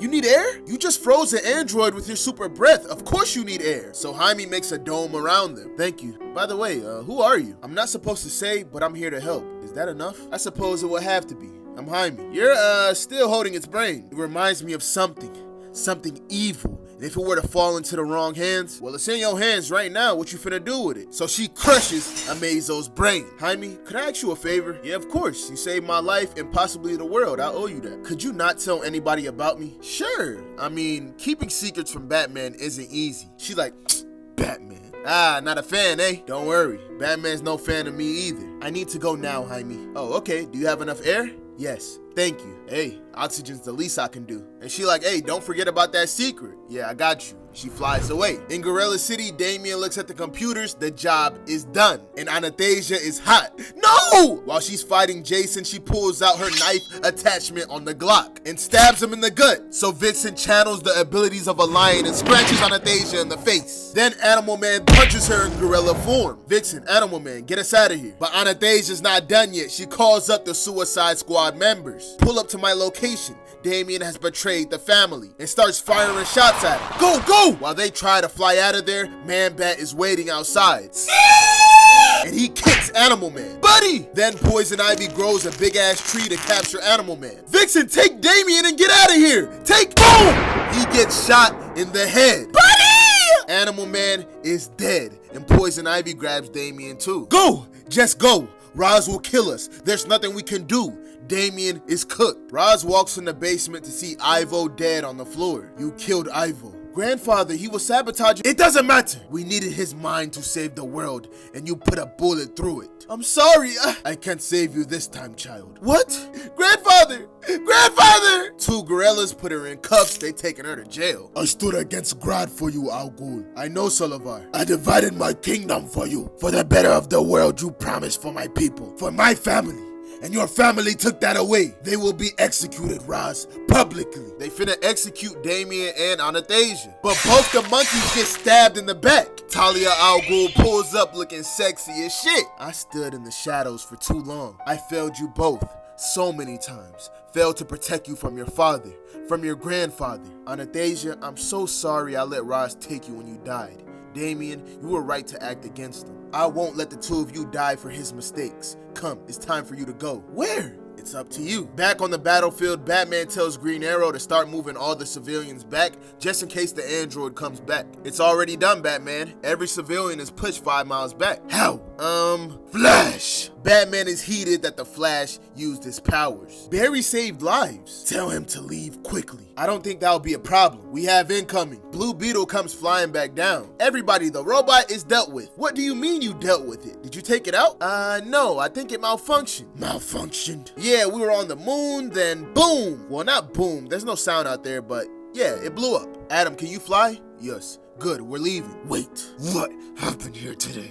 What don't I know? Wonder Woman grabs her sword. Are you stopping me from leaving, Bruce? Hey, I don't know what y'all got going on, but now is not the time for this. The danger may have passed, but there are people that need our help. We need to work with emergency services, and then I suggest we go home. Back in the Wayne Manor, we see Selina and Alfred chilling with the dog. While Alfred puts a leash on the dog, there's a noise. Dee, dee, dee. That noise is a smoke alarm. Alfred, were you trying to cook something? I don't recall. I'm sorry. It's okay. I'll deal with it. In return, you take this thing on a long walk far away from me. When she walks in the kitchen, there's tea on the stove and that shit's burning up. So she turns it off and goes to walk back into the room. Boom! Selina gets shot in the gut. Miss Kyle? Ow, ow, ow! When Alfred walks in the kitchen, somebody's holding a Glockiana. Hello, Alfred. Mind if I join you? Anastasia's in the building pointing dual Glockianas at Alfred's head. Alfred's life might be in jeopardy. Again, Batman is having a meeting at Wayne Enterprises with the whole gang, and he tells them, Ra's is right. We need to save the world from itself, and we finna start today. Delhi fell on our watch. We're gonna rebuild it, but rebuild it better. As I understand it, last time you tried this, presidents died and mass extinction happened. That's hardly a cause and effect. Still, we should try to avoid that this time. Michael Carter. I understand you and Ted had a special relationship, but I can't understand why he left everything to you. And while I appreciate your willingness to help financially, you're woefully unqualified too. Before he can keep going, he gets a call from Brother I. Brother, I'm unable to access my monitors and the 37 cameras on the east wing of the Wayne Manor. Batman tells everybody that his security system at home is having problems. He gotta go. Have you tried turning it off and on again? It's a little more complicated than that. Then he turns away telling Brother I, have you tried turning it off and on? I've done a full reset of the Wayne Manor, but the cameras still haven't come back online. No other systems are affected. Alfred and Selina are in the wing that went dark. I have to go home, and as he walks out, Dinah stops him. Can we go with you? It's probably nothing. We can still come with you. Bruce, we're your friends. We can help you. There's teleporter tech in the other room. I shouldn't be gone long. And Dinah, I know, but you're needed here. I'll be right back. And he teleports in the Batcave. And he starts suiting up. He then goes to the last location where Selina was seen. And in the kitchen, he sees a puddle of blood. Analyze. Blood sample matches with Selina Kyle. No, not again. Alfred! And he runs to the master bedroom. Barging in. Alfred! Alfred is just sitting down, Master Bruce. Ow! Batman looks to the right, and he sees Anastasia pointing one Glockiana at Alfred, the other at the dog's head. Hi, Dad. The dog is shook. No sudden movements. Don't underestimate me. You have no idea what I'm capable of. What do you want? Oh, it's pretty simple. But Alfred stands up. No, child, I won't let you hurt him. Alfred, I have no beef with you. Me and you have both seen the other side. You can still feel it, can't you? At the edges. The little pieces missing that have been replaced with what you brought back. Alfred, get out the way, please. Alfred, move. Ow, ow. Be quiet. Ow, ow, ow. Alfred, shut up! Shut up! Bang! Anastasia shoots her Glockiana. Alfred's eyes go wide, and Batman looks down mad as shit. No! Look what you made me do! She shot the little puppy, the bat dog. Oh, child, I didn't want to. It just wouldn't shut up. You. And she points the Glockiana at Batman. Why does everything you touch have to die? Alfred tells her, it's okay. Give me the poor thing. And when she goes to hand Alfred the dog, Batman knocks the gun out her hand, breaking that shit with ease. No, you! And they're about to squabble. Boom! She shoots the Glockiana an inch away from Bruce's head. Bruce! And she hits Alfred in the back of the head with her gun. The dog is dead, and Alfred and Batman are both knocked out with Anastasia standing over them. Bruce wakes up with no mask, and he's tied up, same as Alfred. He looks at Anastasia. I'm sorry. What? I'm sorry I didn't know about you. I don't believe you. I don't believe you're sorry. I don't believe you didn't know. The world's greatest detective didn't know he had a daughter. I don't buy it. I just don't think you cared. Where's Selena? Either already dead or bleeding to death, lying on your kitchen floor. But we see blood handprints on the wall. Then we see Selena in the bat cave holding her gut. Brother Yes, Selena Kyle? I need surgical staples, local anesthesia, and powerful painkillers. Not in that order. Everything you requested can be found in the medical room behind the dinosaur. Of course behind the dinosaur. Perfectly sensible place for a medical room. Batman was searching for you, but I can't see him. Wait, Bruce is here? No, she'll kill him. Selena Kyle? What? There are intruders in the North Lawn. Show me. Should I activate the automatic house defenses? No. Place a call for me. Back in the bedroom, they're still chatting. You don't have to do this. You can. Don't try now. I was born and you weren't there. I died and you weren't there. The man who was there, the man who brought me back, the man who raised me, he tried to rescue the planet, but you stopped him. Ross turned his back on me. You took his dream and our future along with it. You sentenced Earth to a slow, painful death. I don't want redemption. I don't want a father. I just want to do one thing right. And she points the Glock at Bruce's cranium. There's a loud scream breaking the window. Then an arrow comes through it, releasing smoke. No! So Anastasia starts firing shots. All 3 bullets hit steel, but they just fall to the ground. She's too sturdy. And she flew in with Booster Gold. Hi. Then he blasts Anastasia right in the chest. Harley Quinn then jumps through the building too. Then we see Black Canary and Green Arrow. You said you'll be back real quick, but we got a little bit concerned. And the meeting rooms are boring. Team Batman pulled up to save the day. They free Bruce and Alfred and let them know that Selena is all good. She's the one that called them. We thought your entire world might need saving. Thank you. 200 Green Lanterns, chosen as the finest, most fearless warriors in the universe. All dead because of you. How do you plead? Guilty. Hal Jordan's on trial for his crimes in year 2. The Guardians look down on him. The worst part about what you did, Hal Jordan, you did this shit under the influence of the yellow ring. But that is no excuse. No. But I'm gonna be honest, the universe probably wouldn't exist without all the good you did. So you're not gonna be hit in the rut. We're not gonna waste your potential. You shall be sent to the prison colony of Herring, where you finna work to prepare the planet for the recolonization of its populace. It's more than I deserve. And we see Guy Gardner just staring at Hal. We then see how Jordan immediately get to work. Seriously? This is your part to play in the universe? What a crappy part. Hal stops digging and looks up at him.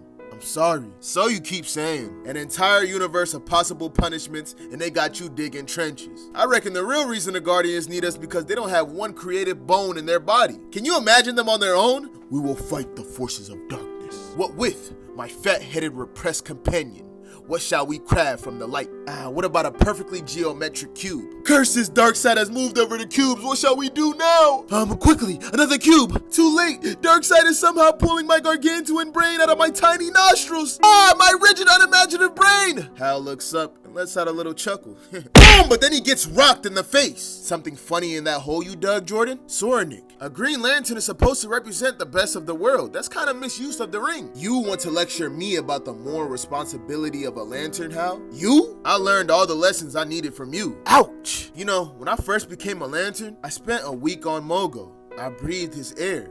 I swam his oceans, ran and flew alongside the animals that lived upon him. They all burned with Mogo. You stood by and did nothing, Hal. You allowed the last survivor of a dead planet to be the murderer of another world. I cannot imagine a worse crime. They look up and see lanterns delivering another prisoner. A whole bunch of Randizis come out that box, but there's one person walking out right now. It's Sinestro looking evil as hell. Hal Jordan and my daughter. Don't call me that. You're a murderer, a war criminal. And while I'm duty warden of this planet, you're nothing more than a prisoner. Guy Gardner starts instigating. He tricked you, Hal. You know that, right? Sinestro played you every step of the way. Jordan takes that all in and punches Sinestro in his mouth. And he starts throwing haymakers. Guy Gardner's in the back. Beat his ass. Yeah, hit him with a left. And that shit got them both in solitary confinement. Well, solitary confinement is a bit cramped, but that was so worth it, man. I've never seen all the smug drain from a person's face so quickly. Hal Jordan just looks down.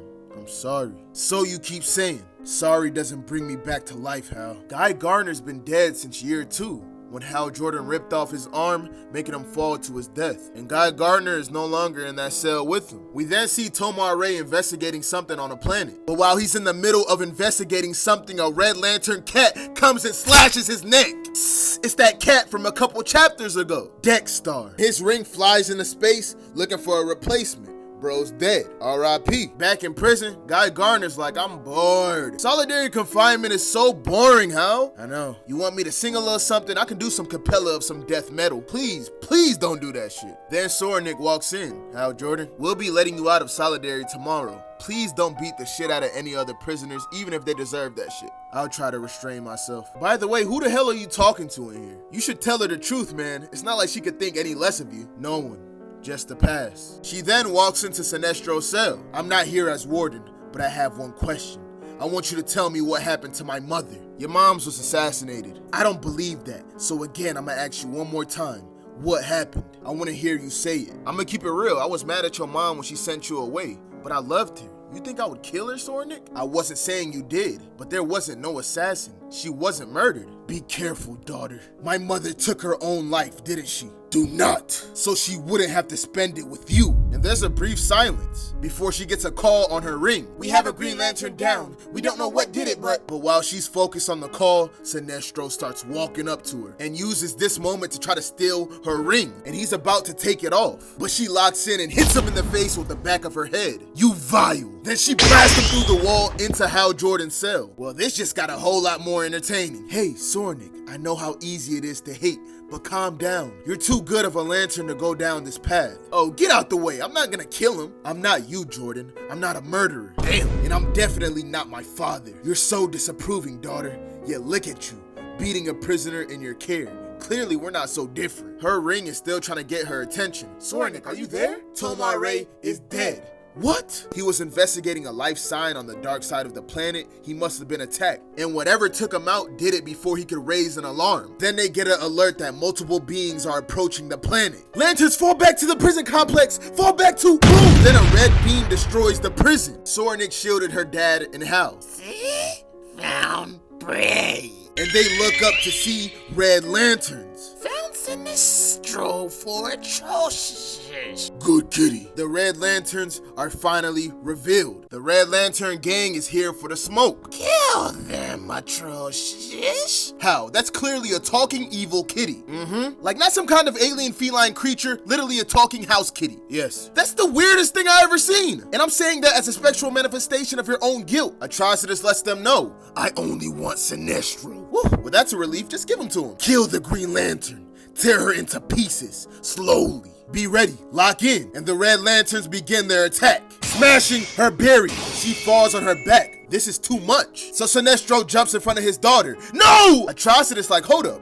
Wait. We then see 3 Green Lanterns on a cliff looking down. They're watching the Red Lanterns from afar, and they know how big of a threat they are. So they request permission to kill. Down there, Atrocitus asks Sinestro, who is she to you? I am no one to him. She's my daughter. The 3 Green Lanterns got permission to kill, so one fires off a beam, headshotting a Red Lantern. They all look to the left in shock. Green Lanterns. Kill them, and they engage in an all-out battle. Bro that got headshot is dead, and his ring falls off his finger, and Sinestro dashes for the red ring. No! Yeah, that wouldn't be a good thing. Sinestro tries to put the ring on his finger, but Hal Jordan jumps on top of him. While they wrestle for the ring, Sornik fires a blast between them. Now that they're separated, where did the ring go? The ring ended up on Hal Jordan's finger. Hal Jordan of Earth, you have great rage in your heart. And he punches the shit out of Sinestro. You belong to the Red Lantern Corps. Hal Jordan tells Sornik, I can't control this. Take Sinestro and get to Oa.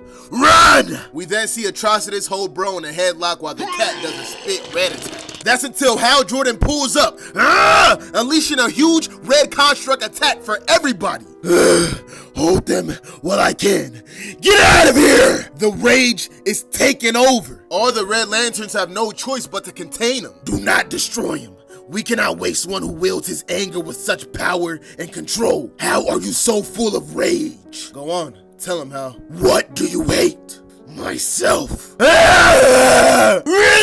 me! Atrocitus, we should kill him. He's gonna use our own power against us. So Jordan makes a sword construct, slashing Bro next to the eye.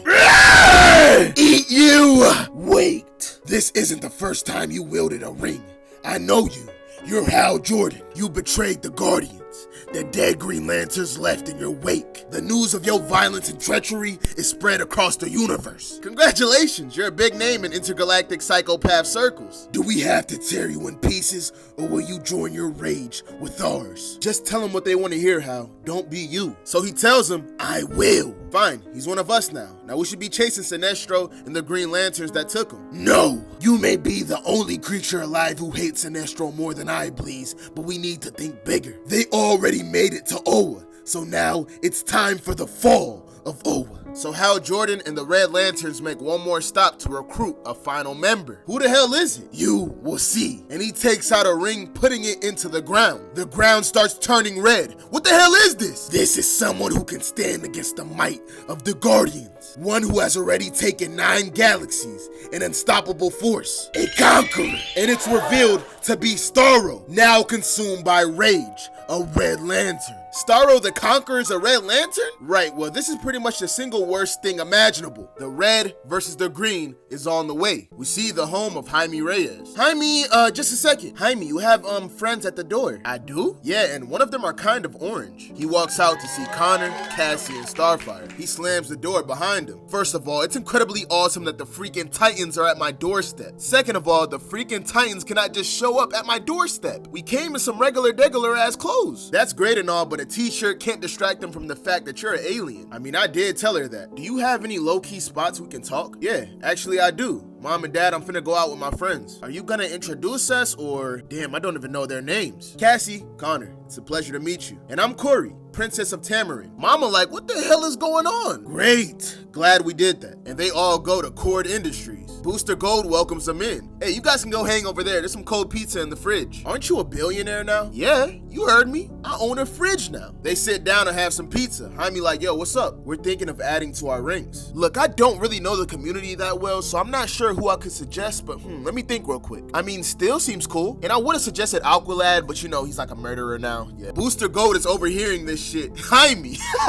What? And Cassie looks him right in the face. We would like you to try out for the Titans. Jaime got nothing to say. Later, they fly away telling him to think about it. We'll be in touch. Yeah, totally. See ya. Skeets and Booster Gold start clowning him for not understanding why they would want him a part of the team. Trains run perfectly where I'm from in the future. So I want to thank you for letting me experience a real life train wreck. Then at that moment, Skeets gets an alert. Something's coming. What? Where? Get your defenses up. Get... Boom! The top of Kode Industries explodes. And we see Lobo on his space motorcycle and Blue Beetle on the floor in pain. He grabs Jaime by the neck. Come here, you. Booster gets up. Is he alive? I don't get paid if the batch is dead. Wait, this is about money? Hold up, I got a whole bunch of bread. I can slide you a few racks. I can match it. Really? You don't got the payments I'm looking for. Nah, I got what you want. I keep it right here. And he hits Lobo with a blast.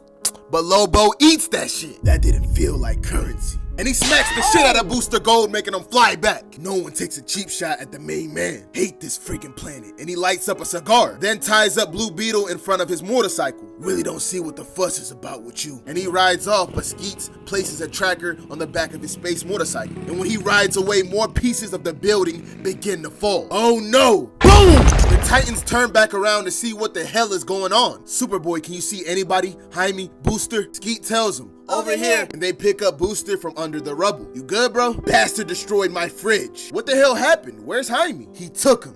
Who took him? Lobo. We see them just riding in space. Jaime wakes up. It's okay, kid. The main man is being paid to bring you in alive. I'm on a space bike? Hell yeah. Was kinda hoping you'd give me more trouble, kid. Jaime realizes his situation and tries to escape. You want trouble? I'll give you trouble. Boom! Lobo punches him, knocking him out. We not doing that. Night night. Booster Gold tells Skeets, what's up with that tracker? Yes, the tracker's still working, but the range is not infinite. Okay, we need a ship. Something fast that can get us through space. Don't you run a global tech company? Oh yeah. Skeets, do I own a space program? No. I think I know where we can find what we need. They head to the Hall of Justice. There she is, the Javelin. And we see this beautiful ship. Superboy asks Booster, are you sure you can do this? Kid, I'm a thief from the future. That'd be like me asking you if you could steal a horse. Then Booster Gold tells Skeets, do you know how to start this thing? Vroom, vroom, and he starts that shit up. Then an alarm starts going off. Pew, pew. What the hell is that? Pretty sure that's an alarm. Can you stop it? Skeets! No. I guess we're gonna have to put up with it for the whole trip. Just try to think about something else, and they fly away. We find out the person who set that alarm is Bruce. Brother, the javelin has been taken from the Hall of Justice without clearance. What? Show me. Onboard camera. And he sees Booster Gold's terrified face. Booster? Batman, wait, are you here? Booster, I don't know what you think you're doing, but ask him how to turn the alarm off. Superboy, Starfire, Wonder Girl, turn this ship around right now. Sorry, you're breaking up and meteors and aliens interfering. It seems they have hanged up on your ass. Then Selena walks up on Batman chuckling. You think this is funny, Selena? Absolutely. Stealing Batman's ride is funny. Now come on, Bruce. Are you mad that they took it, or are you mad that they didn't invite you? Anyways, you don't even have time to go to space. I've been badly injured and I need you to wait on me and fetch me things. Preferably in nothing but your cape and cowl for my amusement. And they head back to the bedroom. Lobo and Blue Beetle arrive at their destination. Here you go. He might be a little woozy. I had to knock him unconscious a bunch of times. Thank you. My payment is the only thanks I need. Hey, wake up! What? Jaime looks up. That's a big chair. And we see the person that hired Lobo to get Blue Beetle is Metron. I am Metron. I was hoping the bearer of the scarab would be a little bit older. I don't know what this is, but I'm more happy to come back later. If you could just take me back to Earth and not knock me out unconscious again, there will be no Earth if you fail here. The great Starro the Conqueror has been bound by rage. His spores will spread his hate across the universe. The cosmos will tear itself apart. You must stand against this. What makes you think I can do that? Because it happened once before. A woman that was bonded to that scarab once halted the progress of the Conqueror. Jaime Reyes, it falls to you to save the universe. Jaime stands there in shock while Lobo's in the back laughing his ass off. Ha! Metron tells Lobo, I got one more job for you. If the money looking right, I'm all ears. You'll be paid well, Lobo, to keep Blue Beetle alive. And if he fulfills his destiny, there will still be a universe where you can spend your bread. Yeah, alright. Blue Beetle's like, you might have the wrong guy. You are the bearer of the scarab. You're the only guy. You're the only being that can stand against Starro. The Conqueror consumed with rage. His spores fuse with hate. Every creature touched by his stars will be infected. Starro's anger will become theirs and they will tear themselves apart. And we see him flying with the Red Lantern gang. And Hal Jordan is in front of the pack. Hallucination Guy Gardner is flying right next to him. How? I know your mind is clouded and everything, but they're gonna destroy Oa. You know this. And Starro won't stop there. He's gonna wipe out Earth. Carol, I know you're pissed off. Use it. The Guardians have to be warned. Use your anger and get the hell up out of here. And Hal Jordan flies away faster, dashing away from the pack at top speed. Atrocitus, I told you we should have tore his ass apart. Do not lecture me, please. The human flees, Atrocitus. He can run, but he cannot escape Starro. And we see Starro's spores on his ass. Faster, Hal! One of them latch on his face. Don't let it take hold, Jordan. Sinestro played you like an idiot. Superman used you as a puppet. Are you gonna let another thing control you? So Jordan starts punching his face. Yeah, that's it. Keep hitting yourself. Keep hitting yourself. Hal Jordan uses his ring to blast his face, removing the spore. Then he destroys all the spores around him. Hal, for the record, I know I'm not real, but watching you punch yourself repeatedly in the face was incredible. If a manifestation of your own shame could look satisfied, this is what it would look like. We then catch up with Sinestro and Soranik. Who the hell is that guy, Sinestro, and why does he hate you?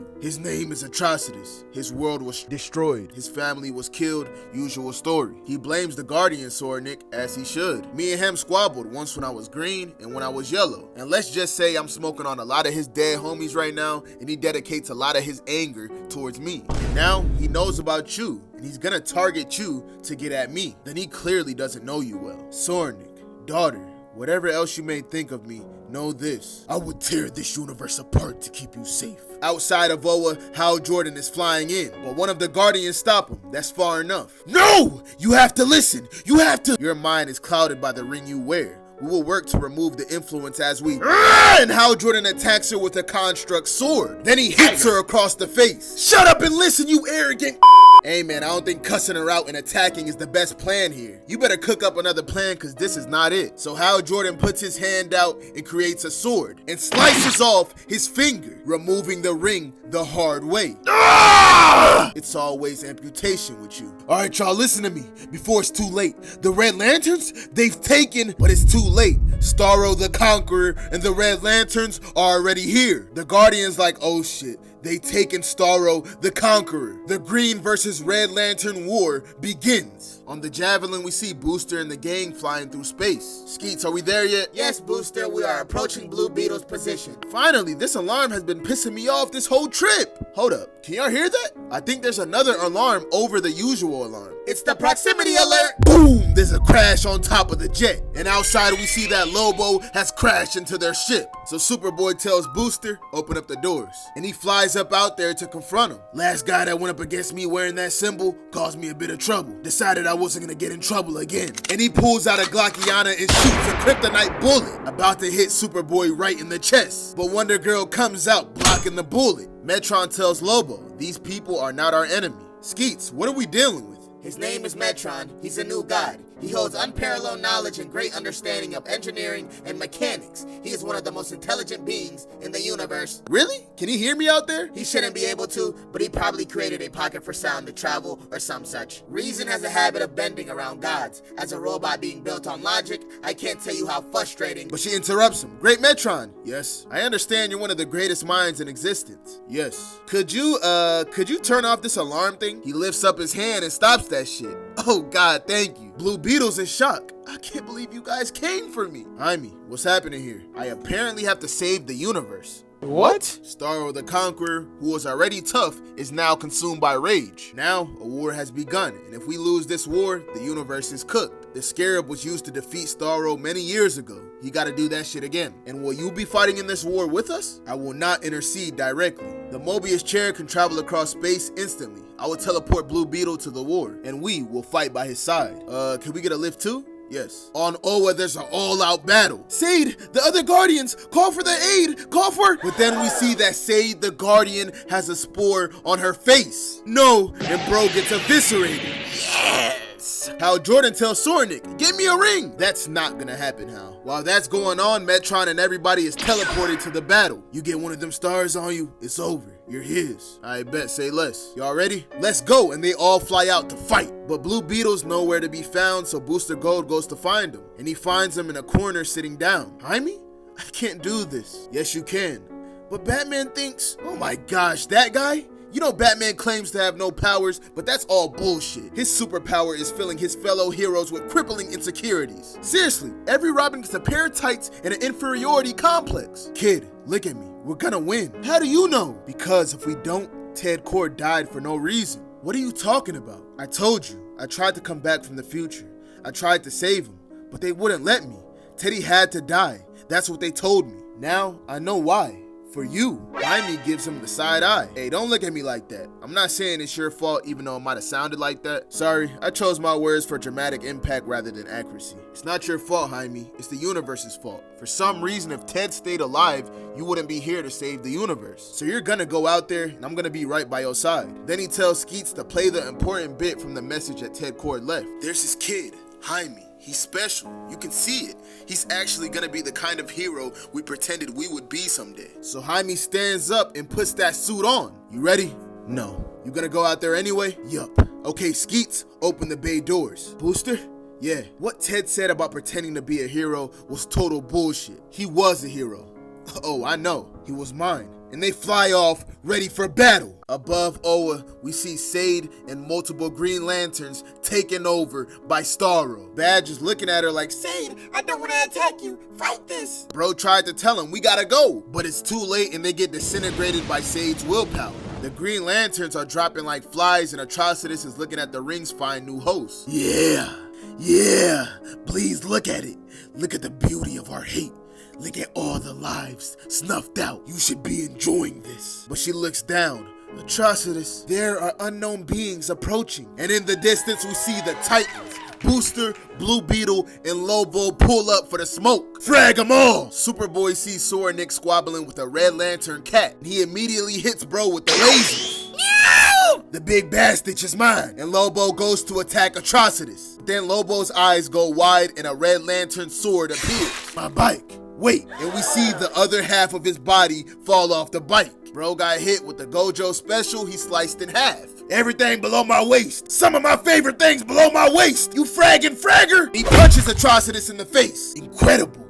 You have such rage. Join us. We shall channel it. The main man can channel his rage just fine. I will channel it up your Lobo! And Blue Beetle flies in picking up Lobo. No, let me get back to that bastard. I'll grab my own dismembered legs and beat him to death with them. We then see that cat getting hit with more pressure as Starfire blasted. Wonder Girl asks Sornik, are you okay? And then we see a Starro spore on her face. They all realize shit's not looking good and fly back to Oa. It's time to retreat. When they fly down, they're like, who the hell are you and why are you here? We're the Titans and we're here to help. Even this guy? Yeah, what's left of him. I'm good. Everything's starting to grow back already. Booster Gold looks at everything growing back below the waist and he's disgusted. Ugh. I know this might not be the perfect time, but does this planet have any pants? But then Superboy looks up. Guardian! Something is happening up there. Starro is charging up, concentrating his fire on one point. Where's he gonna hit? The central battery! All Guardians, all Lanterns, protect the central battery! Jaime looks up at Starro's attack. Booster?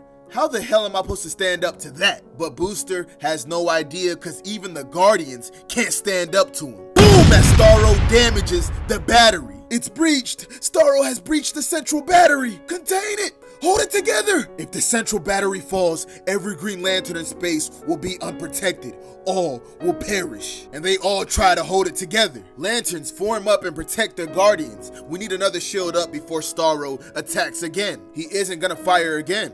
What? And we see that Starro is leaving. Everybody's like, what is going on? And it's because Starro believes that the job is done here. This world is now conquered. But then somebody walks up. This world is not conquered. It's Hal Jordan all healed up and he tells them confidently, give me a ring. The Guardians say, hell nah. Ranikar, I'm angry at Hal too, but we're bleeding Lanterns. We don't really got much now. Guardians, I'm not looking for another chance. I'm not looking for redemption. I know I'm beyond that. But if I'm gonna die, let me die up there, trying to do something useful. Let me put myself between death and those who deserve to live through this. Please. Salik, give him a ring. Thank you. And he puts that ring on and tells the gang, alright, let's get out there. You're fighting with us, Jordan. Don't think you're the leader or some shit. Sinestro then calls Jordan from his prison cell. Sornik is still out there. If the central battery goes out, my daughter dies. Let me fight. But Salik's like, no. Are you really considering this, Hal? We need all the help we can get. He was once the greatest among us. This shit is crazy. Not as crazy as being wiped out while possible salvation is in a cell. And they open that shit up and give him a ring. I hate you. I know. And he puts on that ring. Thank you, Jordan. Hal Jordan and Sinestro, the greatest Green Lanterns, are finally back. And they all fly out to battle. This war is looking crazy. Superboy tells Cassie, promise me something. If I get controlled, I'll be the greatest threat to...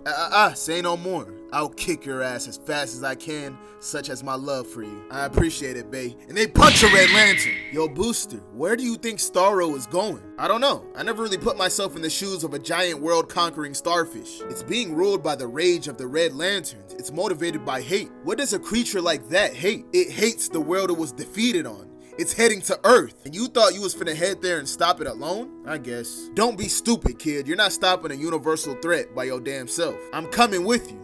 Thank you. It's possible you're destined to save the universe, but I'm pretty sure I'll make all the difference. Back on Oa, Lobo is finally healed. You didn't go with them to attack? No. The main man can't fly without his bike. My legs rolled my bike away. Mostly grown back now, along with some more important bits. The war rages. We're losing good people. And he lights up a cigar. I fear the end is close. We need reinforcements. We need more lanterns. He holds out a ring and Lobo's like, I always wanted to try one of those out. What choice do we have? And he hands Lobo a ring. Lobo of Zarnia, you have the ability to overcome great...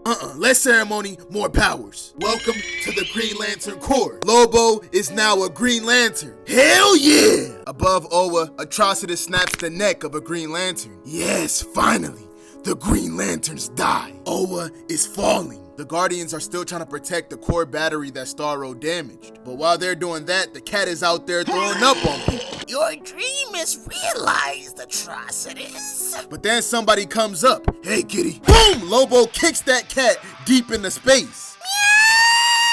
You kicked my cat. I am powered by rage, and you kicked my cat? You get powered up by getting angry?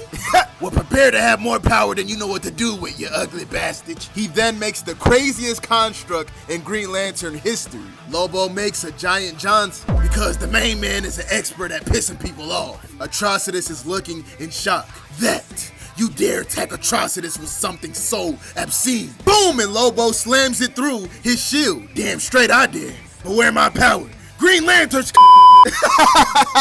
They gave Lobo a ring? Yup. And he just hit Atrocitus with a giant yup. And sure, it was obscene and depraved, but it was effective. If he keeps fighting, they're gonna need another Green Lantern to fly alongside him just to construct big sensor signs. Jordan's looking at this shit like, what the hell? But Sinestro snaps at him, lock in. And they get back to squabbling with the Red Lanterns, while also removing stars from the Green Lanterns' faces. After taking that shit off, Sade is right behind Hal Jordan, but he doesn't see her. Sinestro tackles him, saving his life. Hal is in shock. Sinestro just saved his life. Why did you do that? You could have let me die. Hell, I may not like you, but you are always my best student. We got a lot of work to do out here, but this is pure self-interest. I need you. I can't win this war and save my daughter if I rely on rookies. And they continue fighting. We then catch up with Booster and Jaime chasing after Starro. Jaime, this chase is admirable and all, but what the hell is the plan once we catch up? Honestly, I'm kind of hoping we'll work that out once we reach him. Skeets. Yes, Michael. Is there anything you can share? Any game plan to defeat Starro? I'm accessing. It's difficult.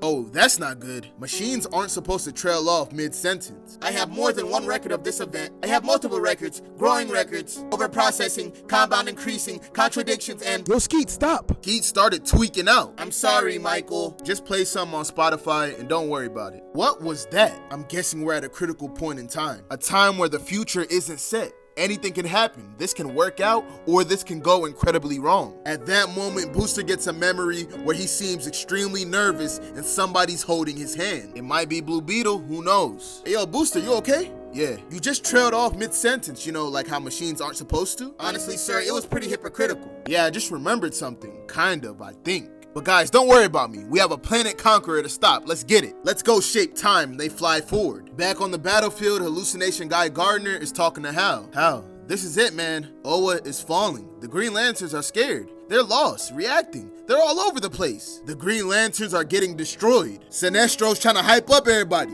Useless. Work as a unit. Strike together. What's wrong with you? Guy Gardner tells Hal you can't leave the inspiring speeches to Sinestro. You can't take on the possessed Guardian alone. You need the Corps. You need to unite them. I know you don't think you deserve to lead, but you need to take charge. It's time to step up, bro. So Hal Jordan tells everybody, Green Lanterns, work on my command. Your command? Yes. What do you need the main man to frag? If we can stop Sade, we can stop the rest. She will tear through any one of us, but not all of us working together. I'm going in. And he flies right towards Sade. Cover me. What the hell is he doing? Shield him. Shield Jordan. And a big construct bullet starts to form around him. Sade starts to blast him, but he's coming in hot. No. Boom! And he directly hits Sade. Then Superboy comes in, taking off the star. Sade is now back. What's happening? The tide is turning. Is that...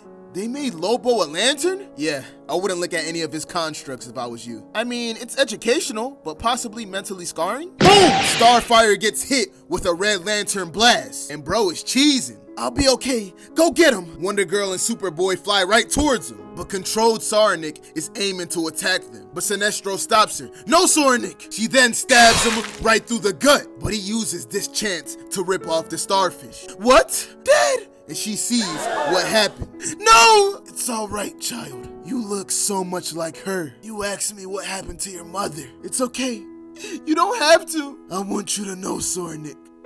I didn't hurt her. Aaron took her own life. But I was the reason. I'm sorry.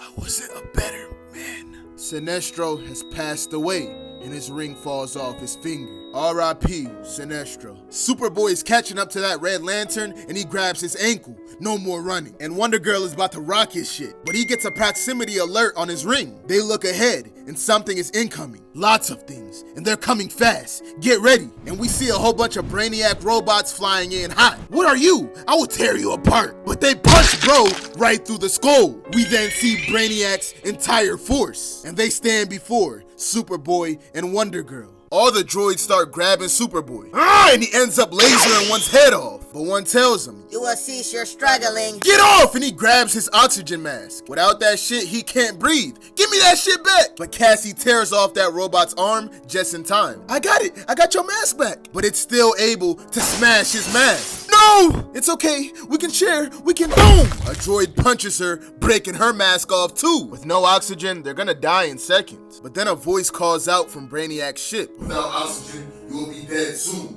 There is air on board. Come. They look at each other like we don't got no other options, and they fly into the ship. Boom! The mouth closes. Ah! And there's a loud scream inside the ship. Back on the battlefield, the Green Lanterns are taking out Red Lantern. Atrocitus is looking around. It's over. Red Lanterns, pull back. Our enemies were dying. We were so close. We have lost. This is no loss. Starro is still one of us. Sinestro is dead. Our enemy is gone. We hurt the Guardians and thinned their core. The rest will suffer another day. Our rage will be fueled by what we lost today. And they fly away. They're retreating. We did it. Don't pat yourself on the back too hard. You might dislocate your shoulder. What are you even here for? Redemption? Nah, you screwed up way too much. There's no redemption for you. What is there? Only tomorrow. Maybe you will learn not to align yourself with genocidal dictators who convince you to murder your friends, yeah? And the Guy Gardner hallucination begins to fade away. See you, Jordan. And all the other Green Lanterns fly back to Oa while he sits there and processes everything. We then see Brainiac looking like a menace standing over Superboy. There are very few things I do not understand. It's rare for Brainiac to have unanswered questions, but I have a question for you. Cassie!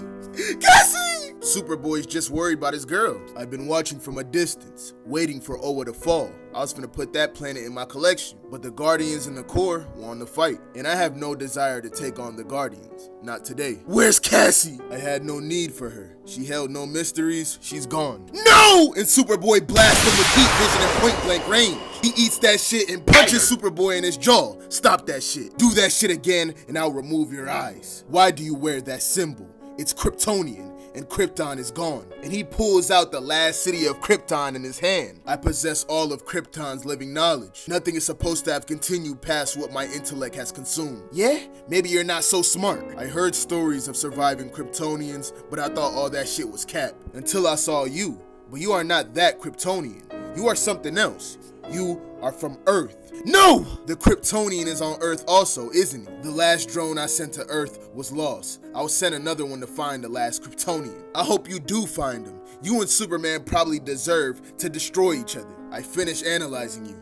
You are not Kryptonian. Your heart is, but it belonged to another. And the rest of you was engineered. You were not born. You are a corruption, and I have no more use for you. And he throws him out into space. And we see he did the same thing to Wonder Girl, and he just flies away nonchalantly. Superboy breaks free and frees Wonder Girl. He tries to fly back into the ship by breaking through it, but just gets slapped away, leaving them both to die in space. But then a light flashes in their face. There they are. Told you. It's revealed to be the Legion of Superheroes. Yes, you were right, Saturn Girl. Now let's pull him out the vacuum of space. He pulls him back in. You guys okay? Yes. Superboy, Wonder Girl, the Legion and the future need you. And somebody in the back says, but first, I have one more stop to make in this timeline, and it's revealed to be Booster Gold. Blue Beetle is shooting everything he got at Starro.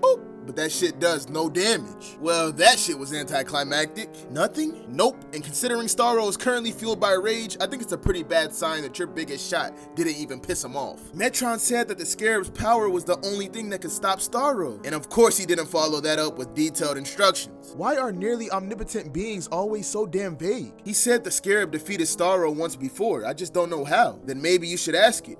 Scarab? No. What you mean, no? I do not want to. I do not want our bond to be broken. Okay, but if Starro takes the Earth, if my world dies, I'll probably end up dying trying to protect it. Our bond will be broken anyway. I need you to show me. Please, show me how to defeat Starro. We can't defeat Starro. Not together. Last time, long ago, when I encountered the Conqueror, I was joined with another Blue Beetle. We protected the planet together from many threats, but we could not defeat Starro. To stop him, our link had to be severed. She had to harness my power in another way. And it's looking like this was all the way back in them Egyptian times. But after seeing this vision, Blue Beetle now knows what he has to do. Great! Yeah, great. And he flies away a little bit faster. Am I coming with you or? No, you can't help me with this one. Thanks, Booster, for everything. Keats? No, I have no idea what's happening. When Blue Beetle gets closer, Starro begins to attack him. The Scarab tells him Starro knows. He knows we're a threat. And Blue Beetle shoots all the spores coming his way. Okay. Jaime, I don't want you to end. Do it. and the scarab begins to remove off Jaime. No! The scarab is attaching itself to Starro while Jaime is fading away. But Booster Gold flies in. Stupid. Nah, it's not gonna go down like this. Sir, what do you expect us to do? I'm not sitting back and watching this kid die. Skeets,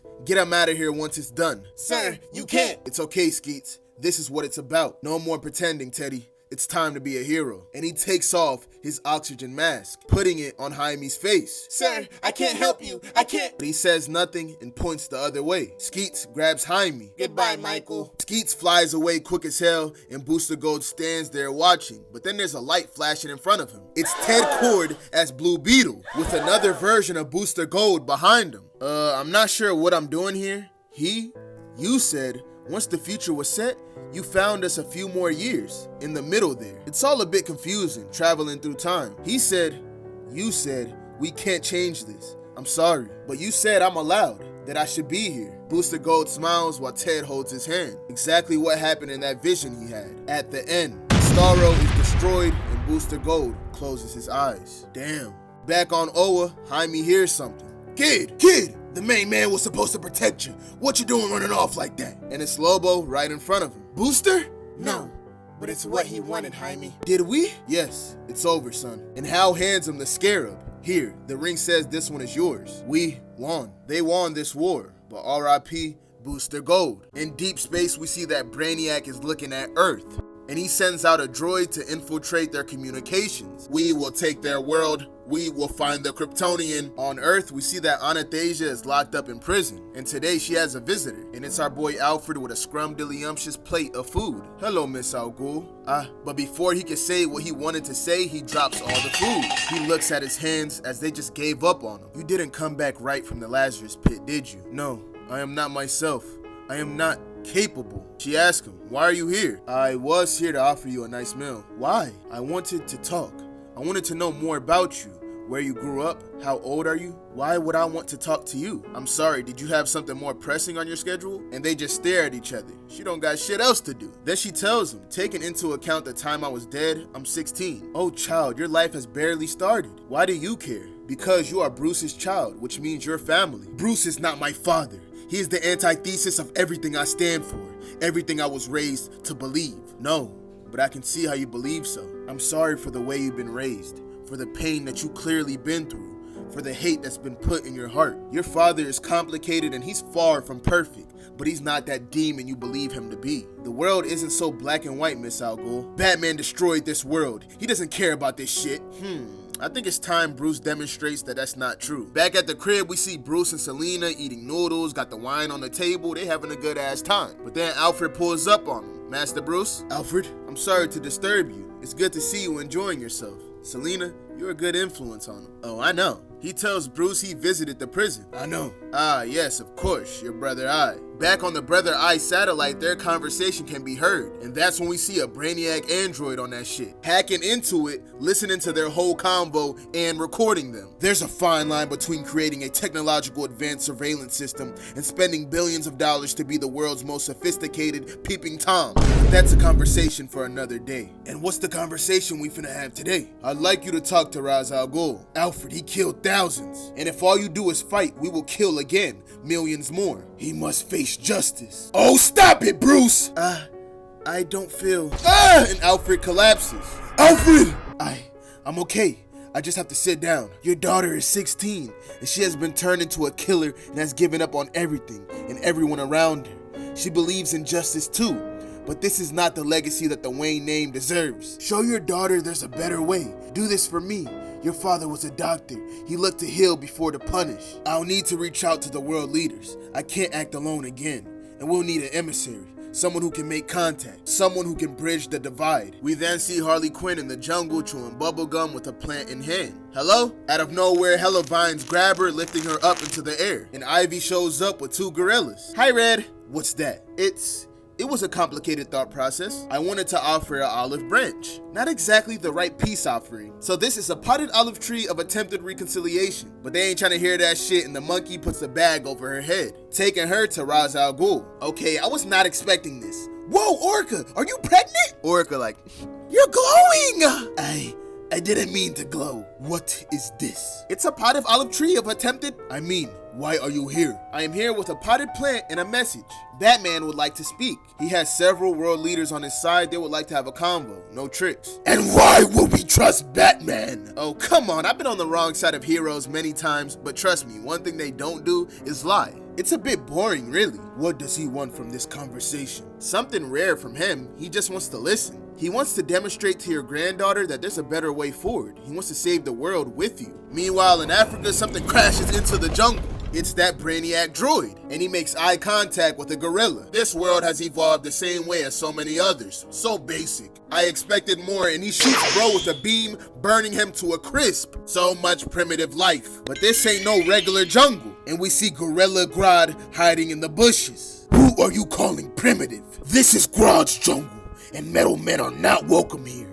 Outcasts of Gorilla City, attack! And the gorilla gang pulls up to kill bro. In Atlantis, we see the world leaders pulling up. I would like to thank Mera and Aquaman for hosting this. This was the only neutral ground for all nations and other parties. Mera tells them, would we have been invited otherwise? Would you have meant to plan for the world without including representatives from 70% of the planet? Somebody says, of course they would have. The leaders of this world have never cared for the planet. They would see it burn for their own greed, right? Positive start. Let's take a seat, shall we? But before sitting down, President Jefferson has a request. We heard that Jackson Hyde has returned to the sea.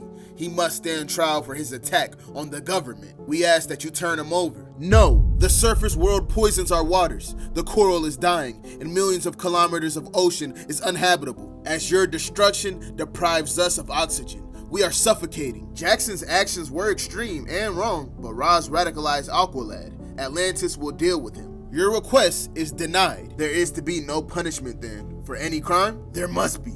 Jackson must be extradited and stand trial.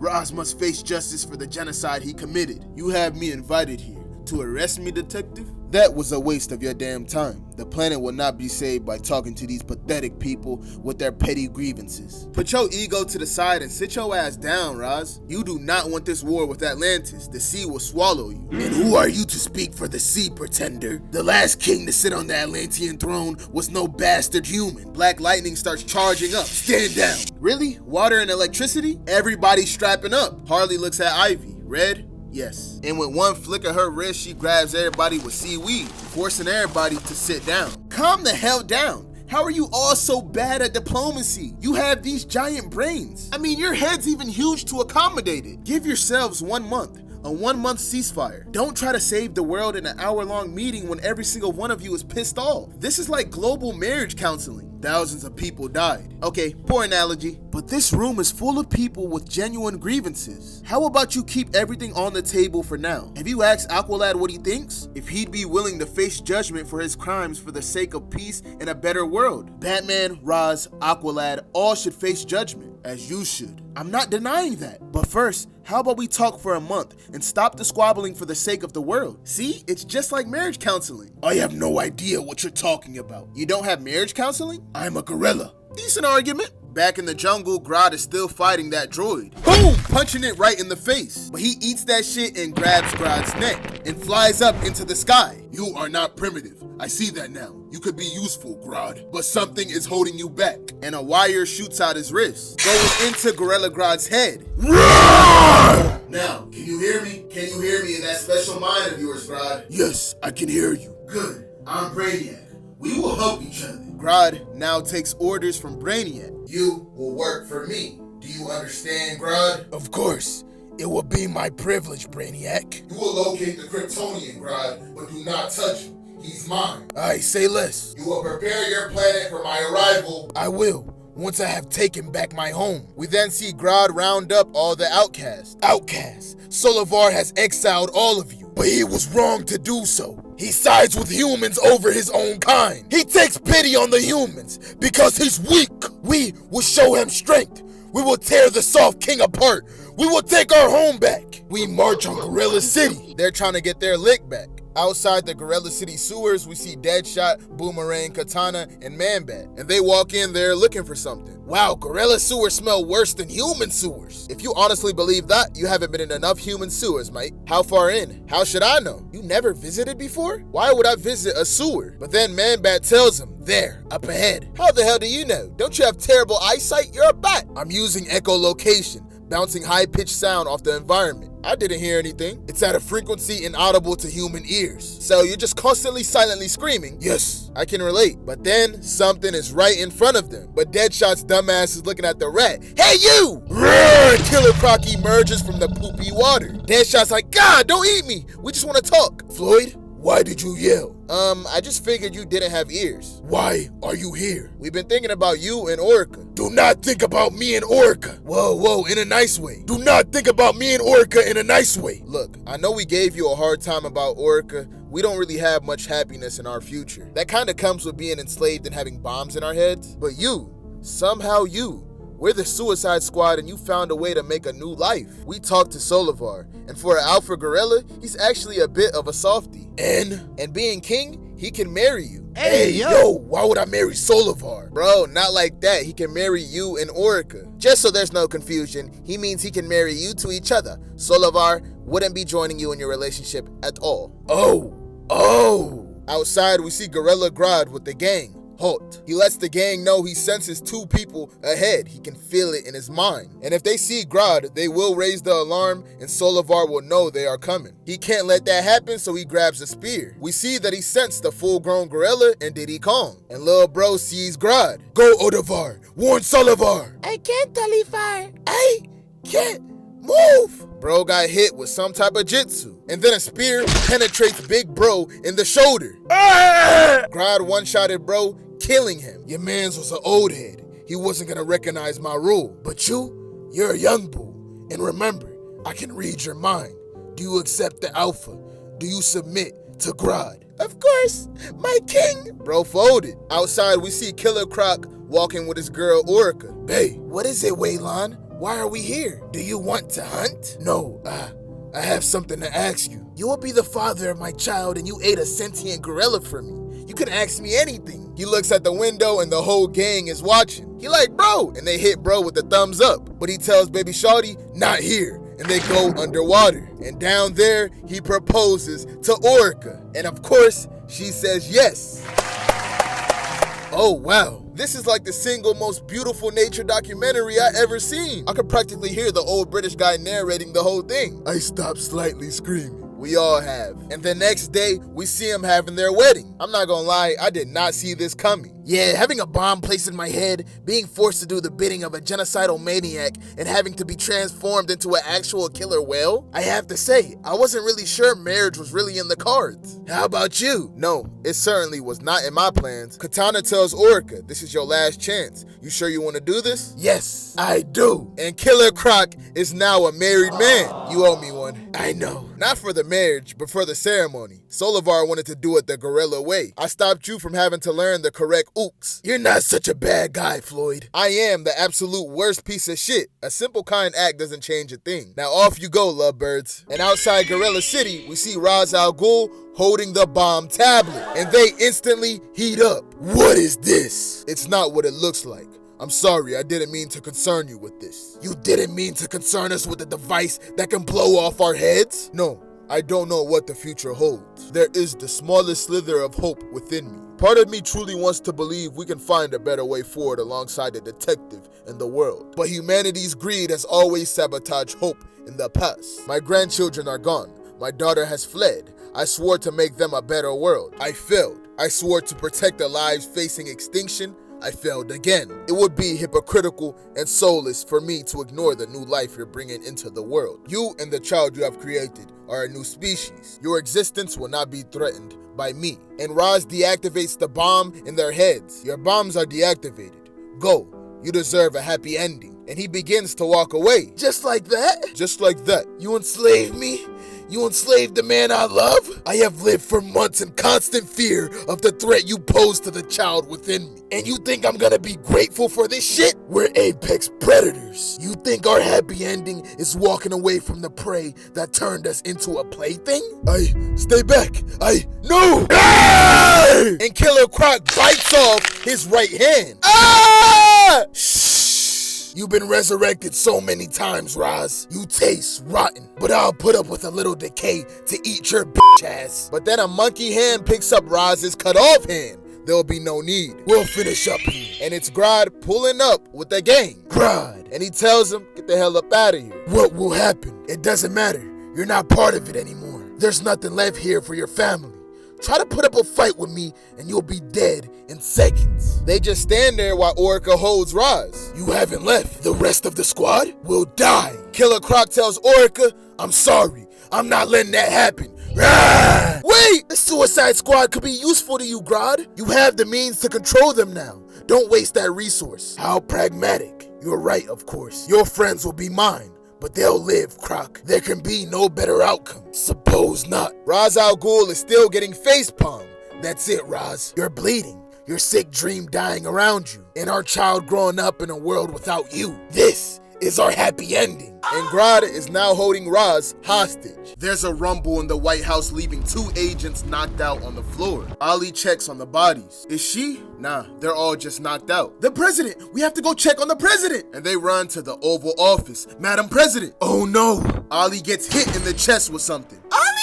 And Dinah gets hit with the same thing. Ali! Pretty bird. Then somebody in the chair says, if you hurt them, there's gonna be trouble. But then somebody else says, that chair doesn't belong to you. So the person in the chair spins around.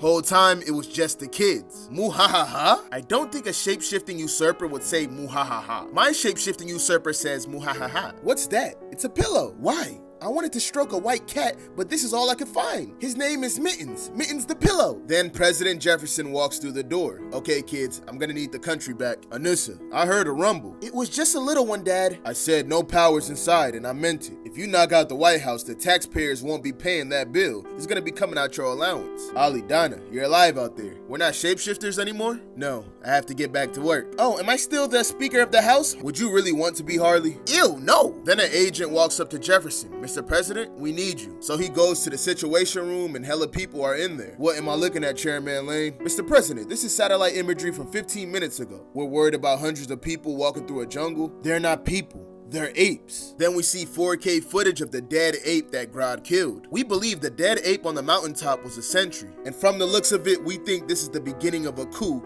in Gorilla City. We then see Solivar and his son sleeping. But then there's a voice. Child, come to me. So the son gets up and does just that. That's it. Quietly.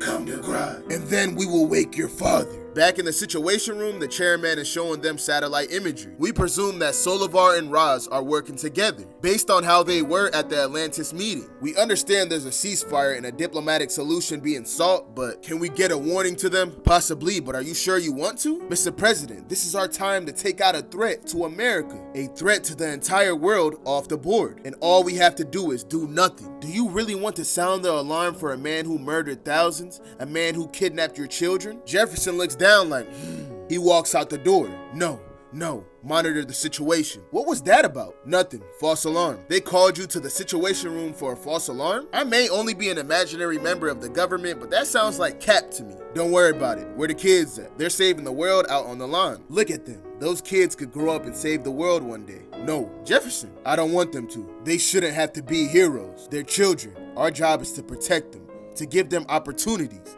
They shouldn't have to bear our burdens or deal with our mistakes. We have to be better. They shouldn't be punished for our incompetence. We do the work, the dirty work, the hard work. We act like adults. We make a world they don't have to save. Meanwhile, in the Wayne Manor, we see Alfred make a call. Al? You know, you're the only people who call me that. It's been too long. I know. I'm sorry. I died. Right, well, that would do it. I'm not calling for a chat, I'm afraid. I'm going away. I need you to look after something. What? Bruce, I need you to look after him for me, please. Oh. And we see that he was talking to Daddy Kent. Of course, we'll look after your boy. Thank you, Jonathan. Thank you, Martha. You have been wonderful friends. Goodbye. And he hangs up the phone. In Gorilla City, we see a gorilla on top of a tower. Sound the alarm! Grodd has returned! Grodd has... A spear goes right through his stomach, making him fall off the tower. Grodd and the gang are charging the city. Raz, don't bleed out on me. I want you to see this. I want you to see we are not the means to your ends. We are not your pets. We are better. But then a vine wraps around Raz, snatching him away. The Suicide Squad has arrived. You have to the count of 3 to turn your monkey ass around. 1, 2. Using mind control, Grodd says, don't shoot. Floyd, you forgot what number comes next? No. So shoot him. I can't. Man-Bat pulls up, so Grodd pulls out the iPad. Oh no, boom! Blowing Man-Bat's head off, and his body drops to the floor. You all belong to me now. Poison Ivy's like, we need to go. We cannot escape this, Ivy. We have one chance, quickly. And that's when we see Solivar arrive behind Grodd. Grodd, you should not have returned. There will be no mercy this time. You and your followers, your mercy was a mistake. Further proof you are not fit to rule Gorilla City. I'm sorry your son had to see you so weak. Grodd then releases a telepathic signal. Come here, boy. No! Your mind is back. It is. And mine is in your son. I can break him with a single thought. What now? Now you die. My son, he will live so long as you accept your fate. And he tells Solivar to read his mind. I promise. He will live. But while he's inside Grodd's mind, he senses something else. There's something else in your mind. Who have you been talking to? Grodd, what have you done? What have you? Floyd, kill him. Boom! And Deadshot shoots Solivar in the head, leaving his brains on the pavement. Back in the Wayne Manor, Brother Eye tells Bruce that Ra's al Ghul is trying to make contact. What? On screen? So they get on FaceTime. Detective, Grodd is here. But then he gets a headache. Al Ghul, he's in my mind. Come to me. It's too late. He's... Ra's, save the world for my grandchildren, detective. Ra's! We then see Grodd on the throne with Solivar's dead body right next to him. Ra's al Ghul, come.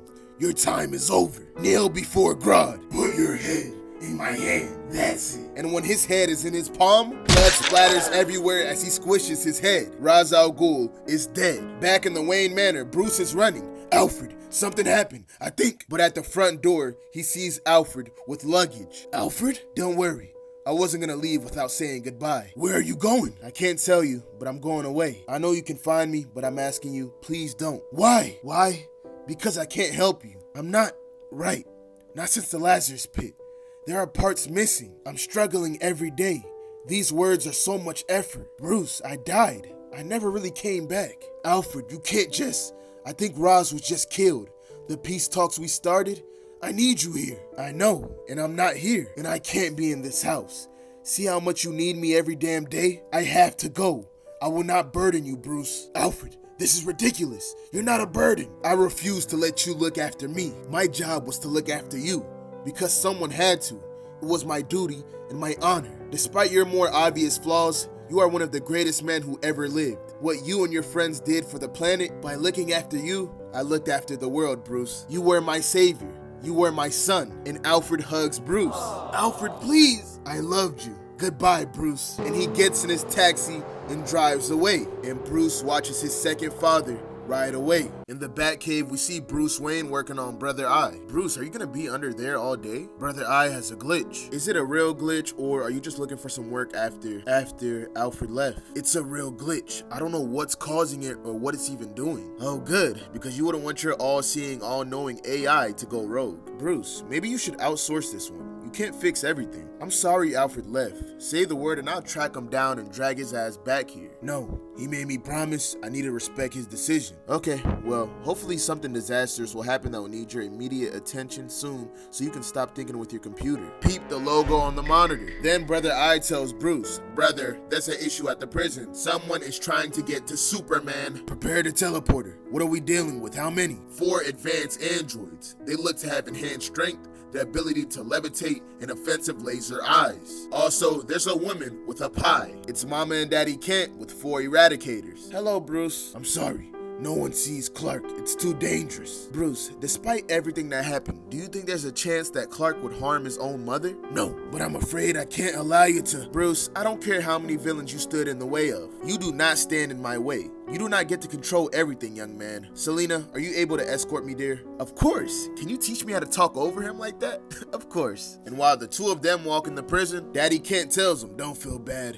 There's really no stopping her when she made her mind up. Sometimes the immovable object meets the unstoppable force, and the immovable object has to see sense and take a step to the side. You're not going to see him, Mr. Clark? No, I understand. I doubt it. And he tells Bruce to get in. Mr. Kent, I have a lot of shit to do, and son, call me Jonathan and get in the goddamn car. We're going to get a drink. So he gets in and the eradicators take him away. We then get an 8-year flashback of Bruce Wayne at the Wayne Refugee Pathways fundraising. He's with Alfred and they're about to go meet up with people until he spots Selena in the crowd. Miss Kyle, Bruce Wayne, I didn't see your name on the guest list. Then you mustn't be very observant. He walks up to her, but she tells him, not here. On the roof. Out of nowhere, Bruce gets shot in the shoulder. Bruce! On the floor, he tells her, shot came from high southwest window. Go! She takes off the heels and the pearls, running up the stairs and jumping out the window, chasing the person who shot Bruce. Boom! She kicks him in the back. It's Deadshot. Ow, what the hell? I don't know what the hell this is, lady, but I only try to kill the people I'm paid to. He then pulls out a taser, hitting the water under her feet, electrocuting her ass. Ah! Meanwhile, in the Daily Planet, we see Lois walk into Clark's office and she closes the blinds after she gets in. You know, Lois, a newly married couple closing the blinds in an entire newsroom isn't gonna go unnoticed. Clark, these people are professionally suspicious. Clark, it just came through the wires. Bruce Wayne has been shot. He's in surgery at Gotham General. Is he? It's okay. I'll cover for you here. They kiss each other and he starts to remove his suit, flying out the window as Superman. He goes to the hospital where he meets Dick at the window. Superman? How is he? Sneaking through windows in the dead of the night, Clark. It doesn't suit you. He's infuriating. I'm blaming the morphine. It's not the morphine. I trained to function normally through painkillers. Of course you have. You gave us a scare. And Clark holds Bruce's hand. I'm okay. Really, Clark, I'm okay. And they both smile. Alfred and Selina walk in the room too, and Clark asks Dick, how safe is he? Oracle has everyone set up in the surrounding buildings and streets, and the Flash is patrolling the perimeter. He arrived moments ago. You almost beat him here. What do I need to know? Master Wayne has been receiving death threats over his refugee charity. He kept these to himself, of course. Bruce Wayne was receiving death threats and went out in public without being protected? He was protected. He was wearing a lightweight vest which would have stopped almost anything. But the shooter was Deadshot and he was prepared for it. The bullet came through Bruce's shoulder and armpit, bypassing the vest. Deadshot is expensive, so whoever wanted Bruce dead was willing to pay top dollar. They're not gonna stop until we stop them. You don't think I can take care of myself? I think Batman can take care of himself, but I think Bruce Wayne is as mortal as everyone else. So Clark starts thinking, we need to take Bruce somewhere safe and remote, like the Batcave? Nah. More of a fortress. We then see the Kent house in Smallville. Ma, Pa, this is Bruce, Alfred, and Selina, the first time they ever met. Welcome. Daddy Kent goes to take the luggage. I can manage, Mr. Kent. Alfred, we have a spare room made up for you. Thank you, Mrs. Kent. Martha, please. I wasn't sure of the other sleeping arrangements. I prepared Clark's room, but it's a bit snug if it's the two of you. Not that it ever appeared to be an issue when Clark's special friend Lana used to sneak after dark. Ma! Lois not joining us? She's out trying to discover who tried to have Bruce killed. Ah, of course she is. She meets up with an informant. He was wiretapped and everything, but he tells her, I think they're following me. And that's when we see two big bald-headed dudes walk through the door, and they walk straight up to him with nothing but trouble on their mind. You know what? I see you around the hall asking questions. I think there's something funny going on here. Oracle knows shit's finna get violent, so she calls for Batwoman and Nightwing, and the two burly dudes tower over Lois. Boom! She hits one with a mean palm uppercut. He falls down with blood pouring out his nose. She then hits the other dude with a nut kick, then punches him in the jaw, knocking his tooth out. Batwoman and Nightwing arrive, but she already soloed these two losers. So later on the Daily Planet, Superman flies down asking Lois, what did she learn? It's a white supremacist cell of Intergang with a sizable war chest, and they're not happy about Bruce's refugee charity. Why? Because they're Nazis, Clark, and they don't want people who look different from them to come into this country. I will never understand them. I know, it's one of the many reasons I keep you around. I almost have enough to take down Intergang, but their hit squad will still be operating independently, even if we take out the organizers. We have to flush them out. We'll have to wait until he's back on his feet. Bruce is gonna want to be a part of this. Back at the Kent house, we see Bruce walk onto the porch. Jonathan's out there and he tells him, no stars like that in Gotham. No, but it has other attractions. I'll take your word for it. Can't sleep? I tend to have a weird sleep schedule. I'm a bit of a night owl myself. Martha does morning. She yells at the roosters for me at the start of every day. My dad worked night shifts. I think it's genetics. Yours? I don't have a father. He died. Then who's that man that tried to stop us from doing our own dishes earlier? Yeah, you got a dad. You're just bad at letting it out. I appreciate you taking us in like this. Not the first time. Can't tell you how many hurt animals Clark used to bring home. All kinds of critters, dogs, birds, frogs, bats. He told you? Clark? Absolutely not. That boy would take a secret to the grave. He's as loyal as they come. He just doesn't have that many friends that we don't know. Not friends he would bring to the house. Not friends he would trust. I just put 2 and 2 together. He would have mentioned if he was friends with Bruce Wayne, but he talks about Batman all the time. Honestly, Clark may be able to leap tall buildings in a single bound, but he thinks you can walk on water, son. I shouldn't be telling you this. It's worse than showing you baby photos, but I'm pretty sure you're his hero. 2 weeks later, back in Gotham, we see Bruce Wayne sitting in his limo. I really do question this method, sir. Am I just gonna drive you around until they attack? I don't think it will take them long to strike if that makes you feel better. No, that's hardly comfortable, sir. Out of nowhere, we see Diablo on fire in front of the limo. Boom! He blows up the limo. We see Bruce on the floor coughing, and we see Deadshot with the whole gang walking right up to him. He aims the gun right at Bruce's head. Not gonna screw it up from here. Bang! He fires off a shot, but then Batman appears behind them, right where we wanted you. And that bullet falls to the ground. Huh? And the person they thought was Bruce Wayne opens up his suit to reveal a Superman symbol. And Batman and Superman pop out handling business. Later, on top of the Daily Planet, Superman lets them know that Amanda Waller personally took that group into custody. Then that's it. Intergang's entire operation will be done once I publish everything I uncovered. It's pretty extensive. Business leaders, a few prominent politicians. Who? Do you have a Daily Planet subscription? Of course. Then you can read all about it in the morning. Come tomorrow. One of your personalities can come tomorrow without the fear of being shot. Batman and Superman dap up. Thank you, both of you. I'll never forget this. In present day, we see Mama Kent with a pie in front of Clark's prison cell. Clark? Ma? The doors open up. Come here. And she hugs him. It's okay, son. You can hug me back. You can't hurt me. And they hug each other. She wipes the tears off her face. How is it out there? The world? Oh, it's getting along okay without you. But I'm sure if you can come to your senses, it will need you again one day. I'm not getting out of here. We'll see. Where's Pa? If I know your father, he's arguing with a billionaire about who's about to buy the drinks. I'm a trillionaire actually, Mr. Kent. Bruce Wayne says as they walk into a bar. Good for you. It's still my round. Alfred asked me and Martha to look after you. He did? He did. Now, I'm not gonna pretend I understand what a trillionaire needs, but I will tell you this. I will always be here for a frank and an honest conversation. I'm betting you don't get a lot of hard truth directed your way. It's that combination of running away into the shadows whenever you don't like something and intimidating everyone around you. Martha and I raised the most powerful man on earth. I used to have to set boundaries for a teenager who could turn a mountain to dust. So you are never gonna scare me. How's it going? Be honest. It's difficult. Trying to save the world from itself without overstepping, without resorting to what Clark did. Did he come to you after Lois? Yes. Did he ask for your help? In a way, you didn't help him. He murdered someone in cold blood. And what he's done since? I'm not talking about what he's done since. Those are the actions of a tyrant. I want to talk about that day. He took a life. Yes, men should be punished for the wrong they do. I'm as stubborn and prideful as anyone. Heck, I just argued with a trillionaire about buying a beer.